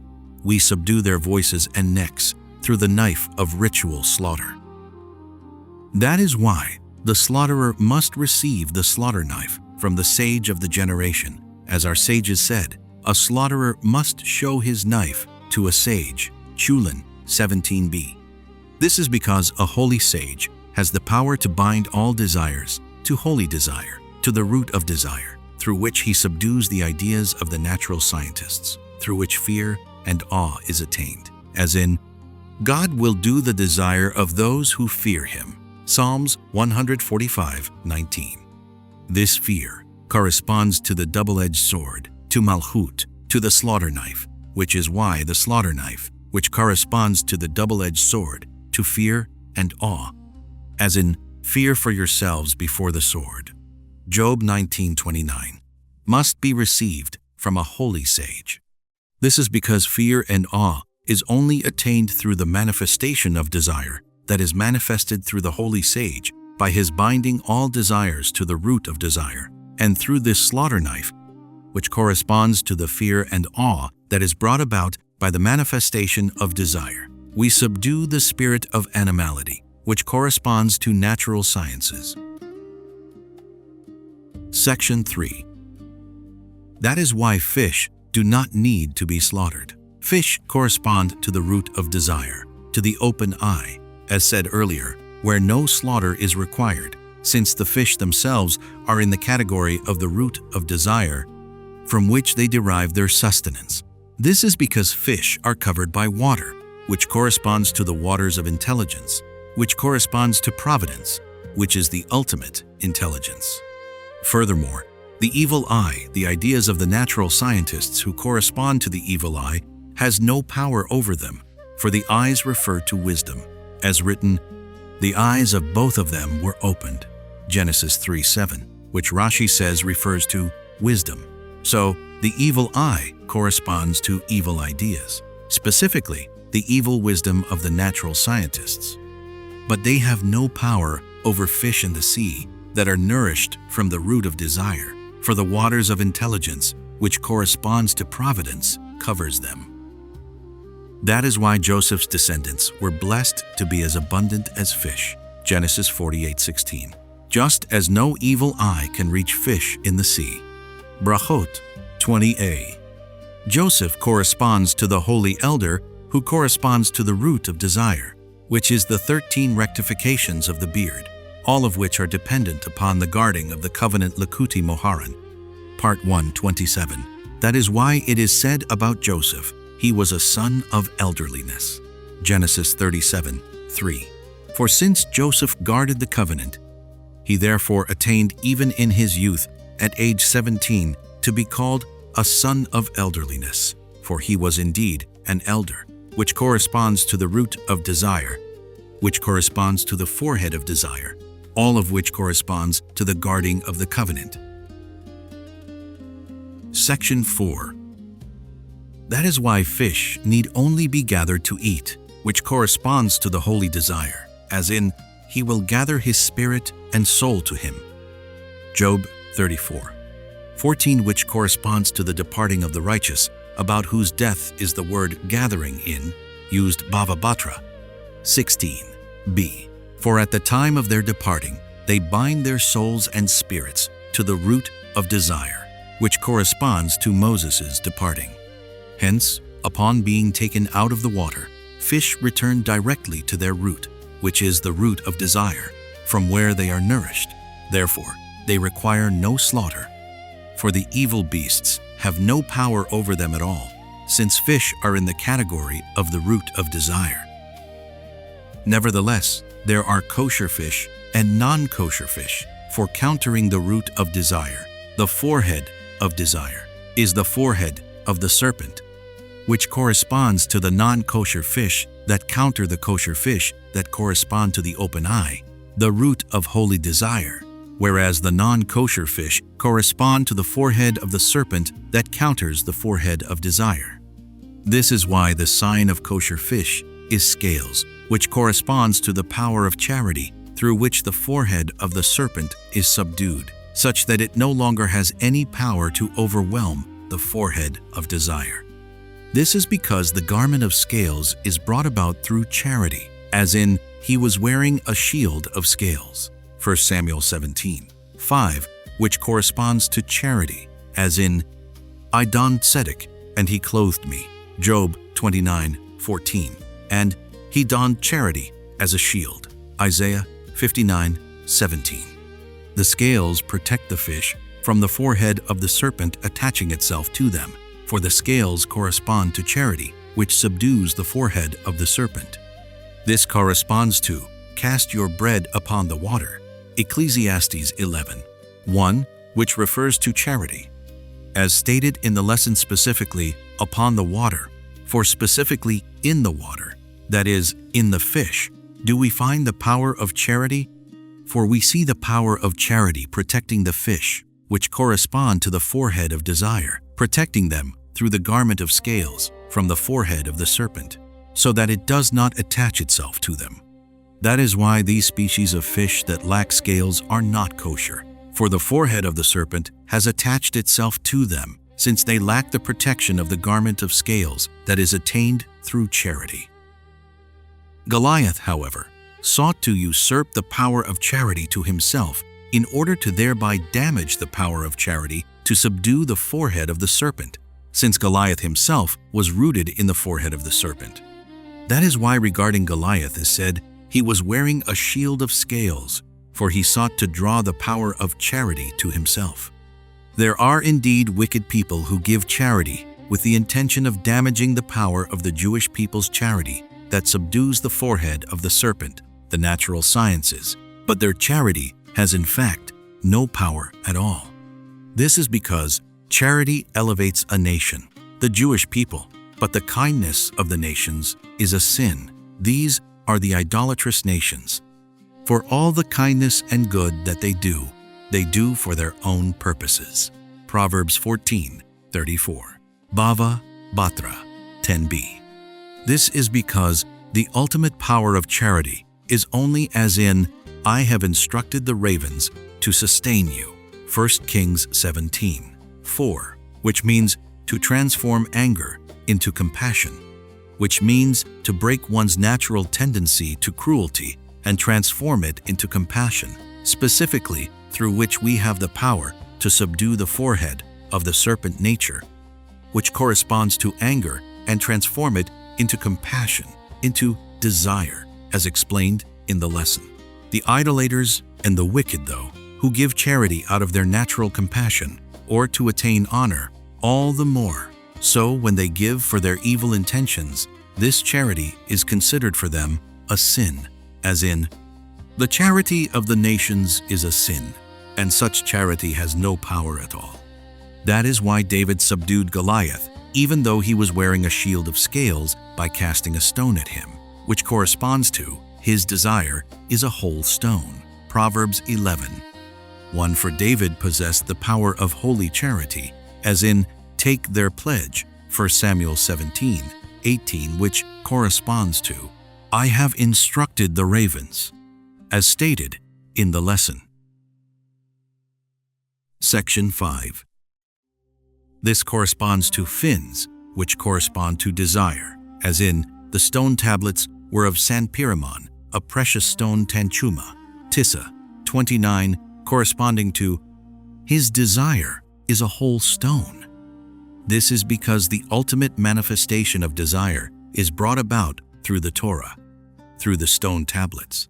For the Torah is God's desire, through which He conducts the world accordingly. Hence, fins alone are not a kosher sign unless there are scales as well. For though desire is manifested through them, nevertheless, we are still not allowed to eat fish as long as they have no scales, which correspond to the garment of scales that is attained through charity, specifically through which the forehead of desire is manifested and shines. That is why some fish have fins but no scales, for though some aspect of desire may manifest through it, it lacks the scales to protect it from the forehead of the serpent, so we are not allowed to eat it. On the other hand, any fish that has scales has fins, for scales is the main kosher sign, since scales are attained through charity that protects from the forehead of the serpent, such that the forehead of the serpent is subdued. Then the forehead of desire is surely manifested the root of desire, for then we are able to manifest desire, which corresponds to the precious stone snaper, as in, his desire is a whole stone, and then we are able to eat the fish. This is because our eating must be in the category of the manifestation of desire, such that we become able to bind through our eating all things to the root of desire, to know, acknowledge, and accept that everything is according to God's will only, solely upon His providence, to rectify the blemish of having eaten from the tree of knowledge of good and evil, which caused damage to intelligence and the ideas of natural scientists who are nourished from there to become empowered. That is why we must eat with holiness, according to the Torah, in order to rectify this, so that we will be able, through the eating, to subdue the natural scientists and bind nature to desire. Section 6. This corresponds to eating on Shabbat and the festivals, when desire is manifested. All the festivals call out and manifest desire, and all of the festivals receive from Shabbat, which is the first of the festivals, the root of desire. For the forehead of desire is manifested on Shabbat, the desire of desires. That is why eating is so precious at this time, for now we are subduing the natural sciences through our eating and binding everything to desire. So we were instructed to bring many sacrifices on the festivals, for all sacrifices correspond to this, to subduing the spirit of animality and elevating it from animal to human, which means subduing the natural sciences, which are animality and foolishness, and binding nature to desire. That is why the Torah urged us to give charity on the festivals, as written, "You shall rejoice before your God, you, your son, the foreigner, the orphan." Deuteronomy 16:11. For now, more than ever, we need the power of charity to subdue the forehead of the serpent, so that the forehead of desire will be manifested, in order that we thereby are able to hear the voice of the call of the festival that calls out and manifests desire, as the festival is called, a calling out of holiness. Specifically, then, are we able to attain the joy of the festival? For the essence of the joy of the festival is to the extent that one is able to hear the voice of the call of the festival, as in, let the righteous one rejoice upon witnessing vengeance. Let him wash his footsteps in the blood of the wicked one. Psalms 58:11, as explained in the lesson. This is the meaning of Rashi's explanation on the above cited verse. If you bring joy to those who are mine, I will bring joy to those who are yours. If you give charity and bring joy to the poor, specifically then, will I bring joy to those who are yours. For specifically then, will you attain the joy of the festivals. For the essence of the joy of the festivals is attained specifically through charity, through which we are able to hear the voice of the call of the festival that manifests desire, which is the essence of the joy of the festival. Section 7. That is why our sages said regarding the festivals, there is no joy without meat of the sacrifices, Pesachim 109a. The essence of the joy of the festivals, which is brought about through the manifestation of desire, is attained specifically by subduing the natural sciences, which is attained through the sacrifices, through which we subdue the spirit of animality, which is foolishness, which corresponds to the natural sciences, elevating it from animal to human, from nature to desire and providence, knowing that everything comes through divine providence. Hence, through the sacrifices are the natural sciences subdued and desire is manifested, which is the essence of the joy of the festivals, as said. Which is why the essence of the joy of the festivals is attained specifically through the meat of the sacrifices. This explains why the above verse, "You shall rejoice before God, you, your son, the foreigner, the orphan," is speaking about the sacrifices. Since the sacrifices, especially the sacrifices of the festivals that call out holiness, manifest desire, therefore, we must give charity from these sacrifices, inviting the poor, the foreigner, the orphan, and so forth, to partake of them, so that through this charity will the forehead of the serpent be subdued, and the forehead of desire thereby manifested. Through that will the voice of the call of the festival, which calls out holiness, manifest desire, which is the essence of the joy of the festival, as in, if you bring joy to those who are mine, I will bring joy to those who are yours, specifically joy. For the essence of the joy of the festivals, which is the manifestation of desire, is dependent upon charity, through which the forehead of desire is manifested when the voice of the call of the festival is heard, which is the essence of the joy of the festival. Law 4. The signs of kosher fish are fins and scales. Whichever has scales has fins, but some have fins without scales. So why did the Torah mention fins at all? To enhance and glorify the Torah Nida, 51b. The following is based upon the lesson in Likutey Moharan, Part 2, 15. Study there the entire lesson. In sum, there are authentic tzaddikim at great spiritual levels who possess a holy mouth and frequently say great and amazing things about themselves. And indeed, they are able to serve God through every physical act, such as eating, drinking, and so forth. But this gives rise to charlatans who imitate them as an ape would a human being, boasting about themselves with the very same words that come out of the holy mouth of the authentic tzaddik. However, these charlatans receive their power only from those tzaddikim who indeed conduct themselves with amazing greatness. This is because the authentic tzaddik receives the words of his holy mouth from charity givers, and charity corresponds to water, as in, who transforms a rock into a lake of water? Psalms 114, 8. And the speech of the tzaddik that he receives from there corresponds to a double mouth. It has a double meaning from which arise and devolve the power of those charlatans to also talk about themselves, with such pompous superlatives as if there is nothing that they cannot do. The truth is, though, that this benefits the tzaddik. This is because there are wicked people who give charity that can cause harm to the tzaddik. For charity brings about yabok, which corresponds to water, and while yabok, in holiness, corresponds to holy conjugation. For the wicked, it becomes fornication, which is why there are charity givers who are fornicators. Thus, it benefits the authentic tzaddik that there are charlatans, for then the wicked turn to them and give them their charity instead of to him, and the tzaddik is thereby spared. Study all this well in the lesson. Section 1.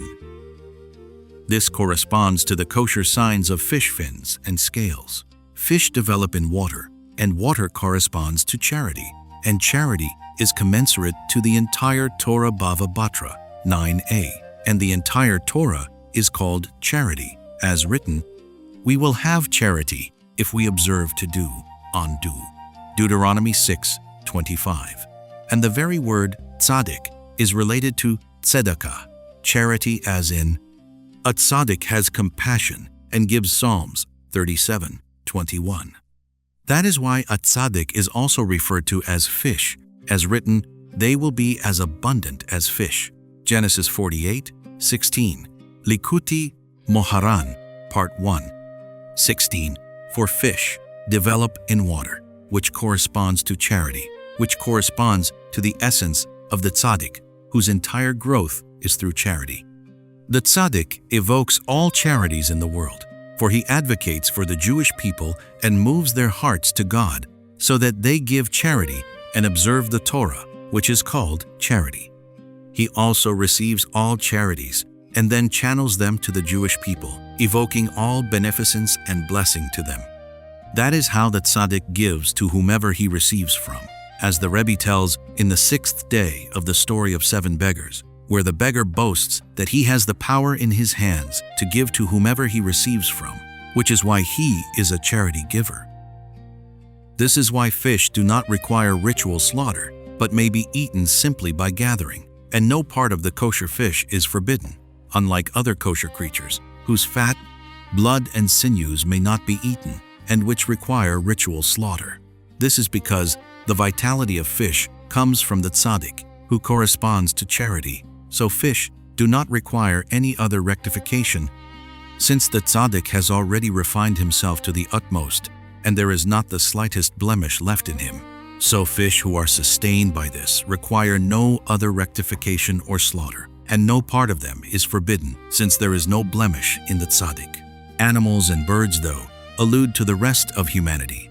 So, although they are kosher, since they come from the realm of holiness, from the upright Jewish people, nevertheless, just as the Jewish people are still not fully rectified, so too, animals and birds who receive their vitality from them require the rectification of ritual slaughter, and even afterward there are parts of them that are forbidden, such as blood, fat, and so forth, since they still possess some blemished parts. But since the tzaddik, who has completely refined and cleansed himself and is able to serve God through all physical acts, even eating, drinking, mundane conversation, and so forth, therefore the fish that receive their vitality from him do not require any other rectification, but only to be gathered, which corresponds to tzaddikim being gathered in when they depart from this world. Bava Batra 16b. So there are no forbidden parts of them, since they have no blemishes. Yet there are kosher fish and non-kosher fish, and both develop in water. This is because there are charlatans who pose themselves as tzaddikim, talking pompously as if they too can serve God with every physical act, but it is all lies and deceit, as said. That is the source of the non-kosher fish who look like any other fish that correspond to the tzaddik and that develop in the water, which corresponds to the power of charity, which is the essence of the tzaddik. But these charlatans are non-kosher, for they are deceitfully posing themselves as tzaddikim, as an ape mimicking a human being, but it is all lies and deceits. Their source is from the blemished parts of water, which correspond to bad waters, which is the blemished charities of the fornicating evildoers. These are the kosher and the non-kosher fish. The kosher fish correspond to the authentic tzaddikim, and the non-kosher fish correspond to those who pose themselves as tzaddikim, speaking about themselves pompously, but it is all lies. This is why the signs to differentiate between them are fins and scales, but mainly scales, for whichever has scales has fins, but some have fins but have no scales. Scales are a garment that protects the skin and comes about through the power of holy charity that protects, just like a shield of scales that protects from arrows, as in, he was wearing a shield of scales, 1 Samuel 17:5, which corresponds to charity, as in, I donned tzedek, Job 29:14, and he donned tzedakah as a shield, Isaiah 59:17. That is why scales are a kosher sign, for they allude that upon them is the power of holy charity that protects from the realm of evil, the realm of death, as in, charity protects from death, Proverbs 10:2. This is the scales, as in a shield of scales that protect from the arrows of the realm of evil, as in, he donned charity as a shield. The non-kosher fish, though, are bare, without the garment of scales, for they lack the power of charity, since the charity that supports them comes from the wicked fornicators, who certainly lack the power to protect, since their charity is not considered charity at all, but rather a stumbling block, as our sages said on the verse, in your anger, cause them to stumble. Jeremiah 11:23, Bava, 16b. That is why they are bare, without a garment, which corresponds to the blemish of their charity that causes fornication, as in, bare, without a garment. Job 24:7. For the rectification of the covenant, which corresponds to holy charity, corresponds to a garment. That is because garments correspond to the rectification of the covenant, as in, God made for Adam and his wife garments of leather and clothed them, Genesis 3:21, which is referring to their rectification. This is, spread your garment over your maidservant, Ruth 3:9, whereas the blemishing of the covenant corresponds to the uncovering of nudity, as in, naked and bare, Ezekiel 16:7, as written, thus will he lead the captives of Egypt, naked, barefoot, and bare buttock, Isaiah 20. For which Rashi explains as retribution upon the descendants of Ham, who uncovered his father Noah's nakedness, which was a blemishing of the covenant. That is why the non-kosher fish that are brought about by the charlatans who receive the charity of the fornicators are bare, without the garment of scales. Section 2. This corresponds to fins. Fins are to swim through the water, corresponding to wings that are to swim and fly. These come about through the power of the holy speech of the tzaddik, as in, a winged creature will tell of it, Ecclesiastes 10:20. The speech of the tzaddik corresponds to holy wings with which he swims and flies through the waters of intelligence.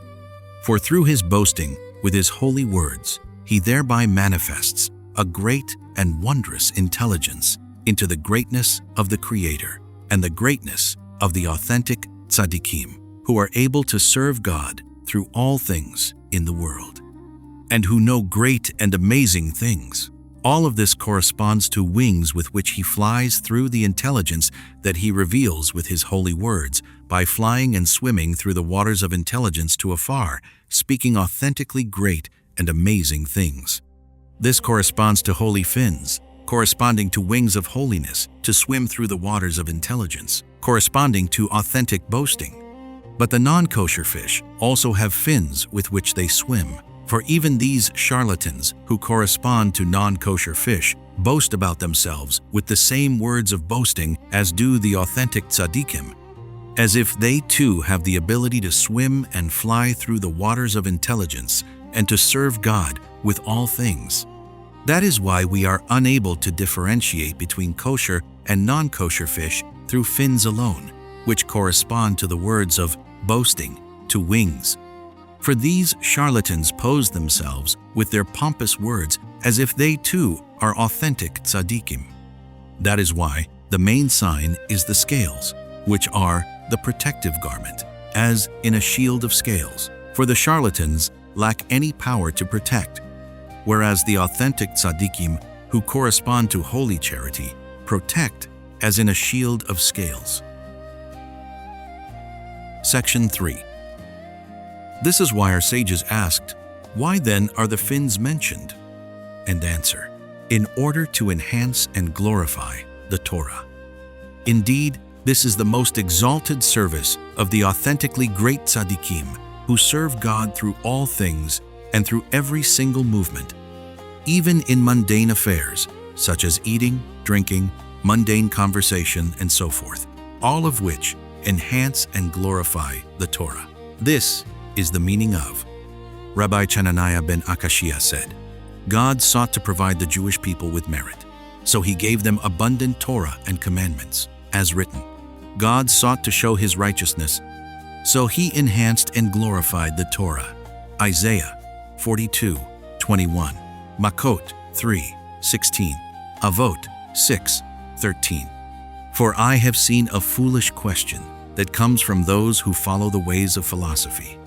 Why did God give so much Torah and commandments that are difficult to fulfill, when according to their confused ideas, it would have been more merit for the Jewish people if there were only a few commandments to fulfill?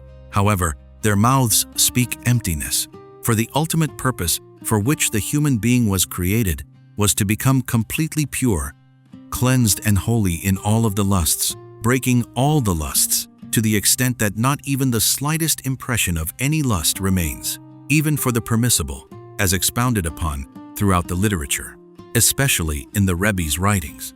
But this is impossible to attain other than through the Torah and the commandments. So God therefore gave us abundant Torah and commandments, so that through this abundance we would be able to evoke upon ourselves exalted holiness, such that we would be able to sanctify ourselves even in the permissible, such that we would become completely pure and cleansed of all the lusts. This is also why the Torah tells us so many stories which contain awesome supernal mysteries, all to show us that even such stories and all things in the world contain very exalted Torah and holiness. For instance, the Torah tells us the stories about the forefathers digging wells for water, and the story of Jacob shepherding sheep and placing sticks in the troughs to influence what type of offspring they would have, expounding upon these stories all for the purpose of revealing to us the greatness of God and the greatness of the forefathers who were able to serve him in awesome ways through mundane actions such as digging wells or tending to sheep. This was because they had so refined their bodies with such holiness that all the mundane affairs in which they were involved were with such amazing holiness that they were able to serve God in amazing ways, even through them. All this attests to our ears and hearts that even we are able to sanctify and purify ourselves even through mundane services and through all mundane affairs, so that we too will attain all this. There is free choice in every generation, and any individual is able to reach this, as our sages said. There is no generation without someone like Abraham. Genesis Rabbah 56:7. And every individual must say, when will my deeds reach those of my ancestors? Tana Devei Eliyahu, chapter 25. Hence, we indeed find authentic tzaddikim even in our generations, who reached very exalted levels and who were devoted to Torah and service, and who knew how to serve God even in mundane matters. As is well known from the stories told about authentic tzaddikim in these generations since the times of the godly Baal Shem Tov, whose memory is a blessing till today. That is why it is certainly a great boon that God gave us so much Torah and commandments, for since it is impossible to attain the true hidden good, which is the ultimate purpose of every Jewish person, other than by completely purifying oneself with ultimate holiness from all worldly lusts. So it is certainly a great boon that we have so much Torah and commandments, so that we will thereby have the power to arouse ourselves to God and evoke great holiness upon ourselves through this abundance of Torah and commandments, such that we will be completely refined, so that we will attain the ultimate purpose, the hidden light, which is only possible to attain in this way.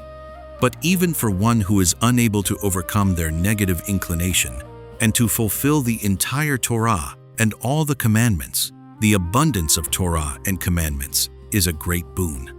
This is because through the abundance of Torah and commandments, every individual Jewish person is able to fulfill some mitzvah, to study something in the Torah.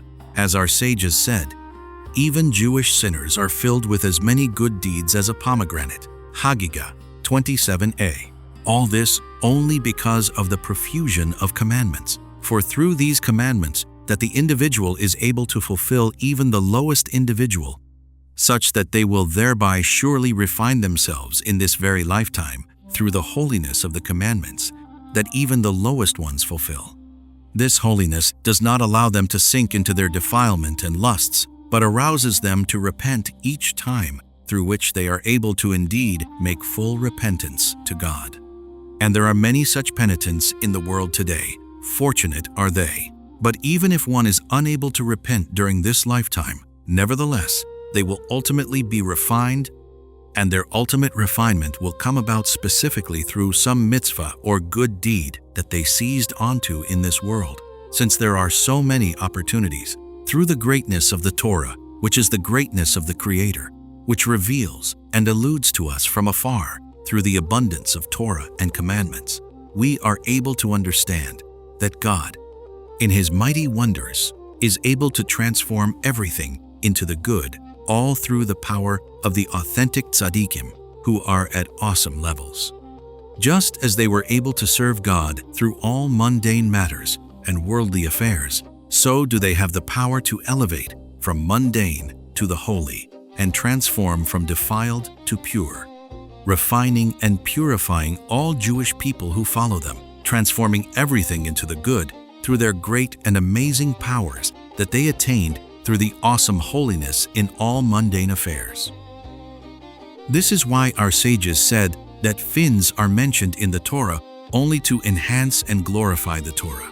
In other words, the Torah tells us the kosher sign of fins, even though the main sign is the scales, only in order to enhance the Torah, which means to arouse our ears to realize that there are in fact tzaddikim who have great and holy mouths, to speak great and amazing things, and who are able to fly and swim in the waters, of intelligence, in very amazing and awesome ways, all of which corresponds to enhancing and glorifying the Torah, which contains stories such as the stories of the forefathers, digging wells, and tending sheep.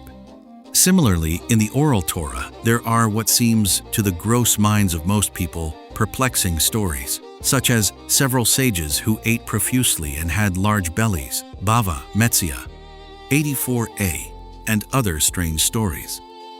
Bava Batra, 73a, all, in order to teach us the greatness of the tzaddikim who sanctified and refined themselves to the extent that they were able to serve God through all things in this world, including eating, drinking, and so forth, and whose mundane conversations were holy and all contained amazing secrets. We must have faith that all of their words and actions are not to be understood at the surface level, but contain mysteries, all of which corresponds to enhancing and glorifying the Torah. This is, God sought to provide the Jewish people with merit in the sense of refinement. God wanted to refine the Jewish people so that they would be completely refined and pure and holy. So He gave them an abundance of Torah and commandments. Hence, enhancing and glorifying the Torah corresponds to the greatness of the great tzaddikim who serve God in all things and speak of their own greatness, which corresponds to fins. That is why the Torah mentions fins to enhance and glorify the Torah, to teach us that there are authentic tzaddikim who have attained this and are able to swim and fly in the waters of intelligence. Nevertheless, we must not rely only on this sign, for there are non-kosher fish, corresponding to the charlatans, who also have fins and boast about themselves and their great attainments. So the main sign is the garment of scales. Yet, the Torah still mentioned the kosher sign of fins to teach us that in holiness, fins are very exalted, corresponding to enhancing and glorifying the Torah, which corresponds to the authentic tzaddikim boasting about their greatness. So now, how pleasant are our sages teaching that fins are mentioned to enhance and glorify the Torah. Law 5.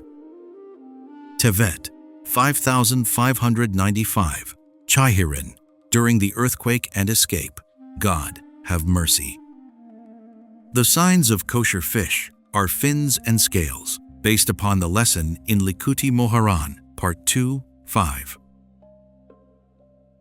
Section 1.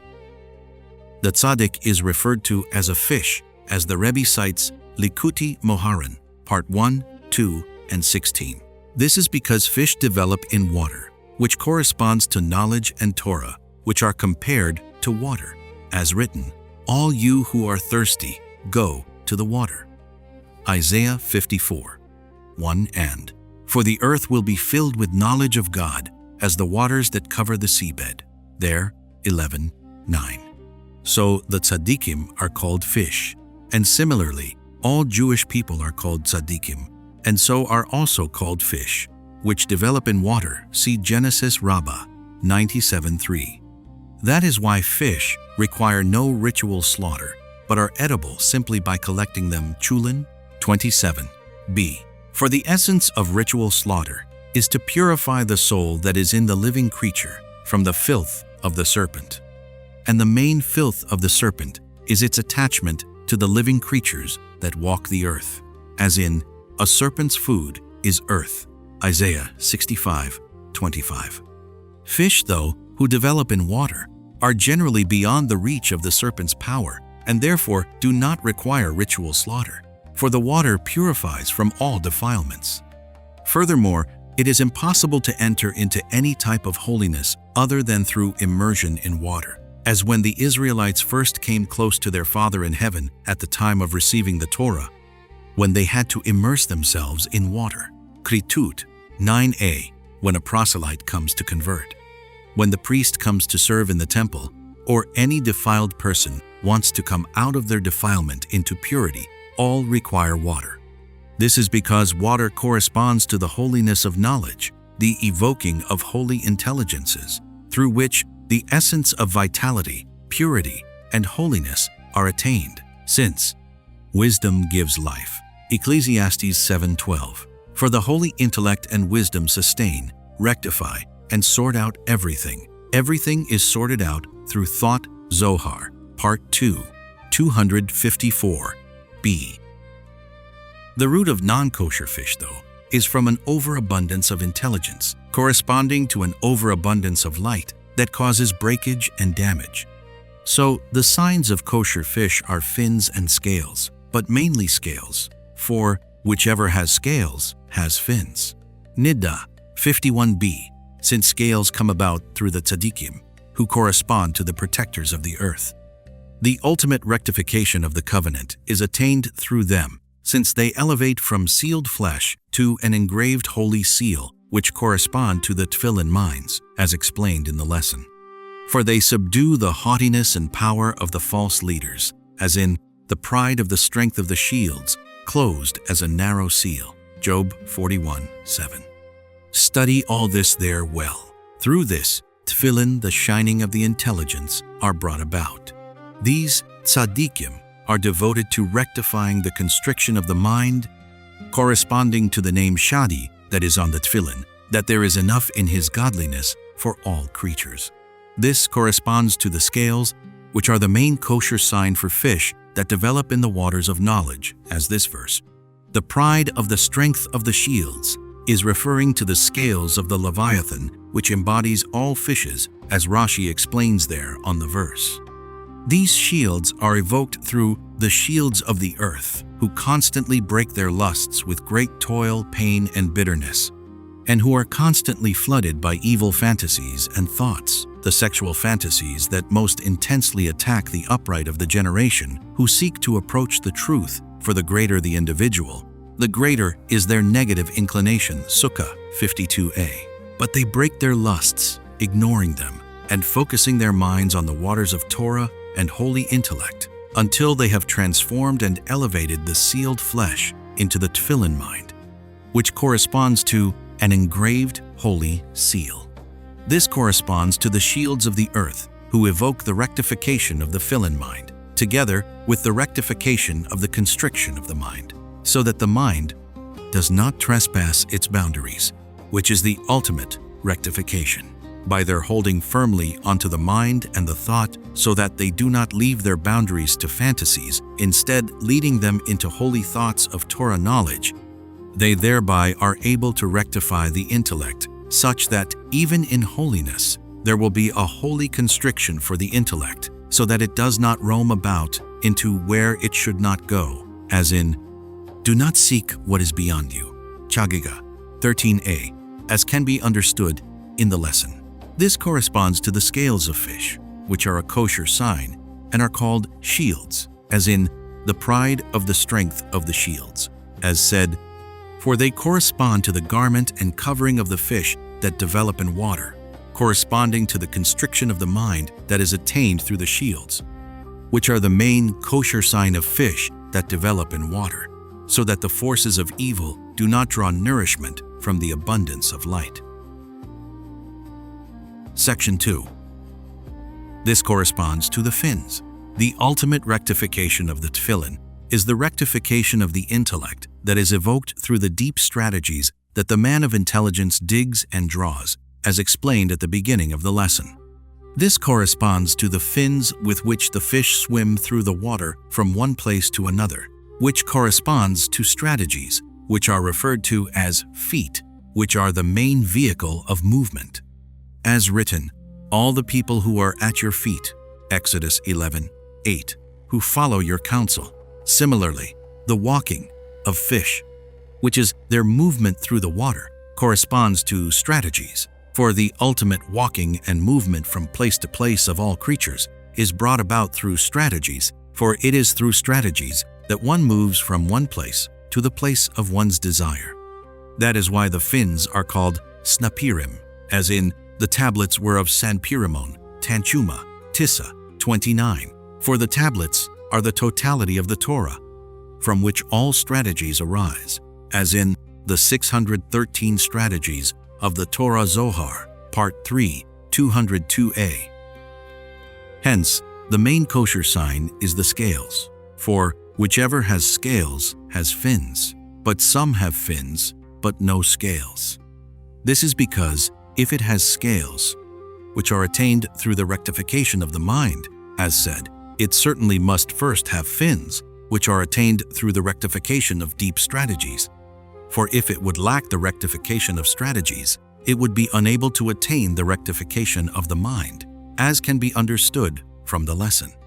But some have fins, which are attained through the rectification of strategy, but have no scales, which are attained through the rectification of the mind, for not everyone is able to attain this second rectification of the mind.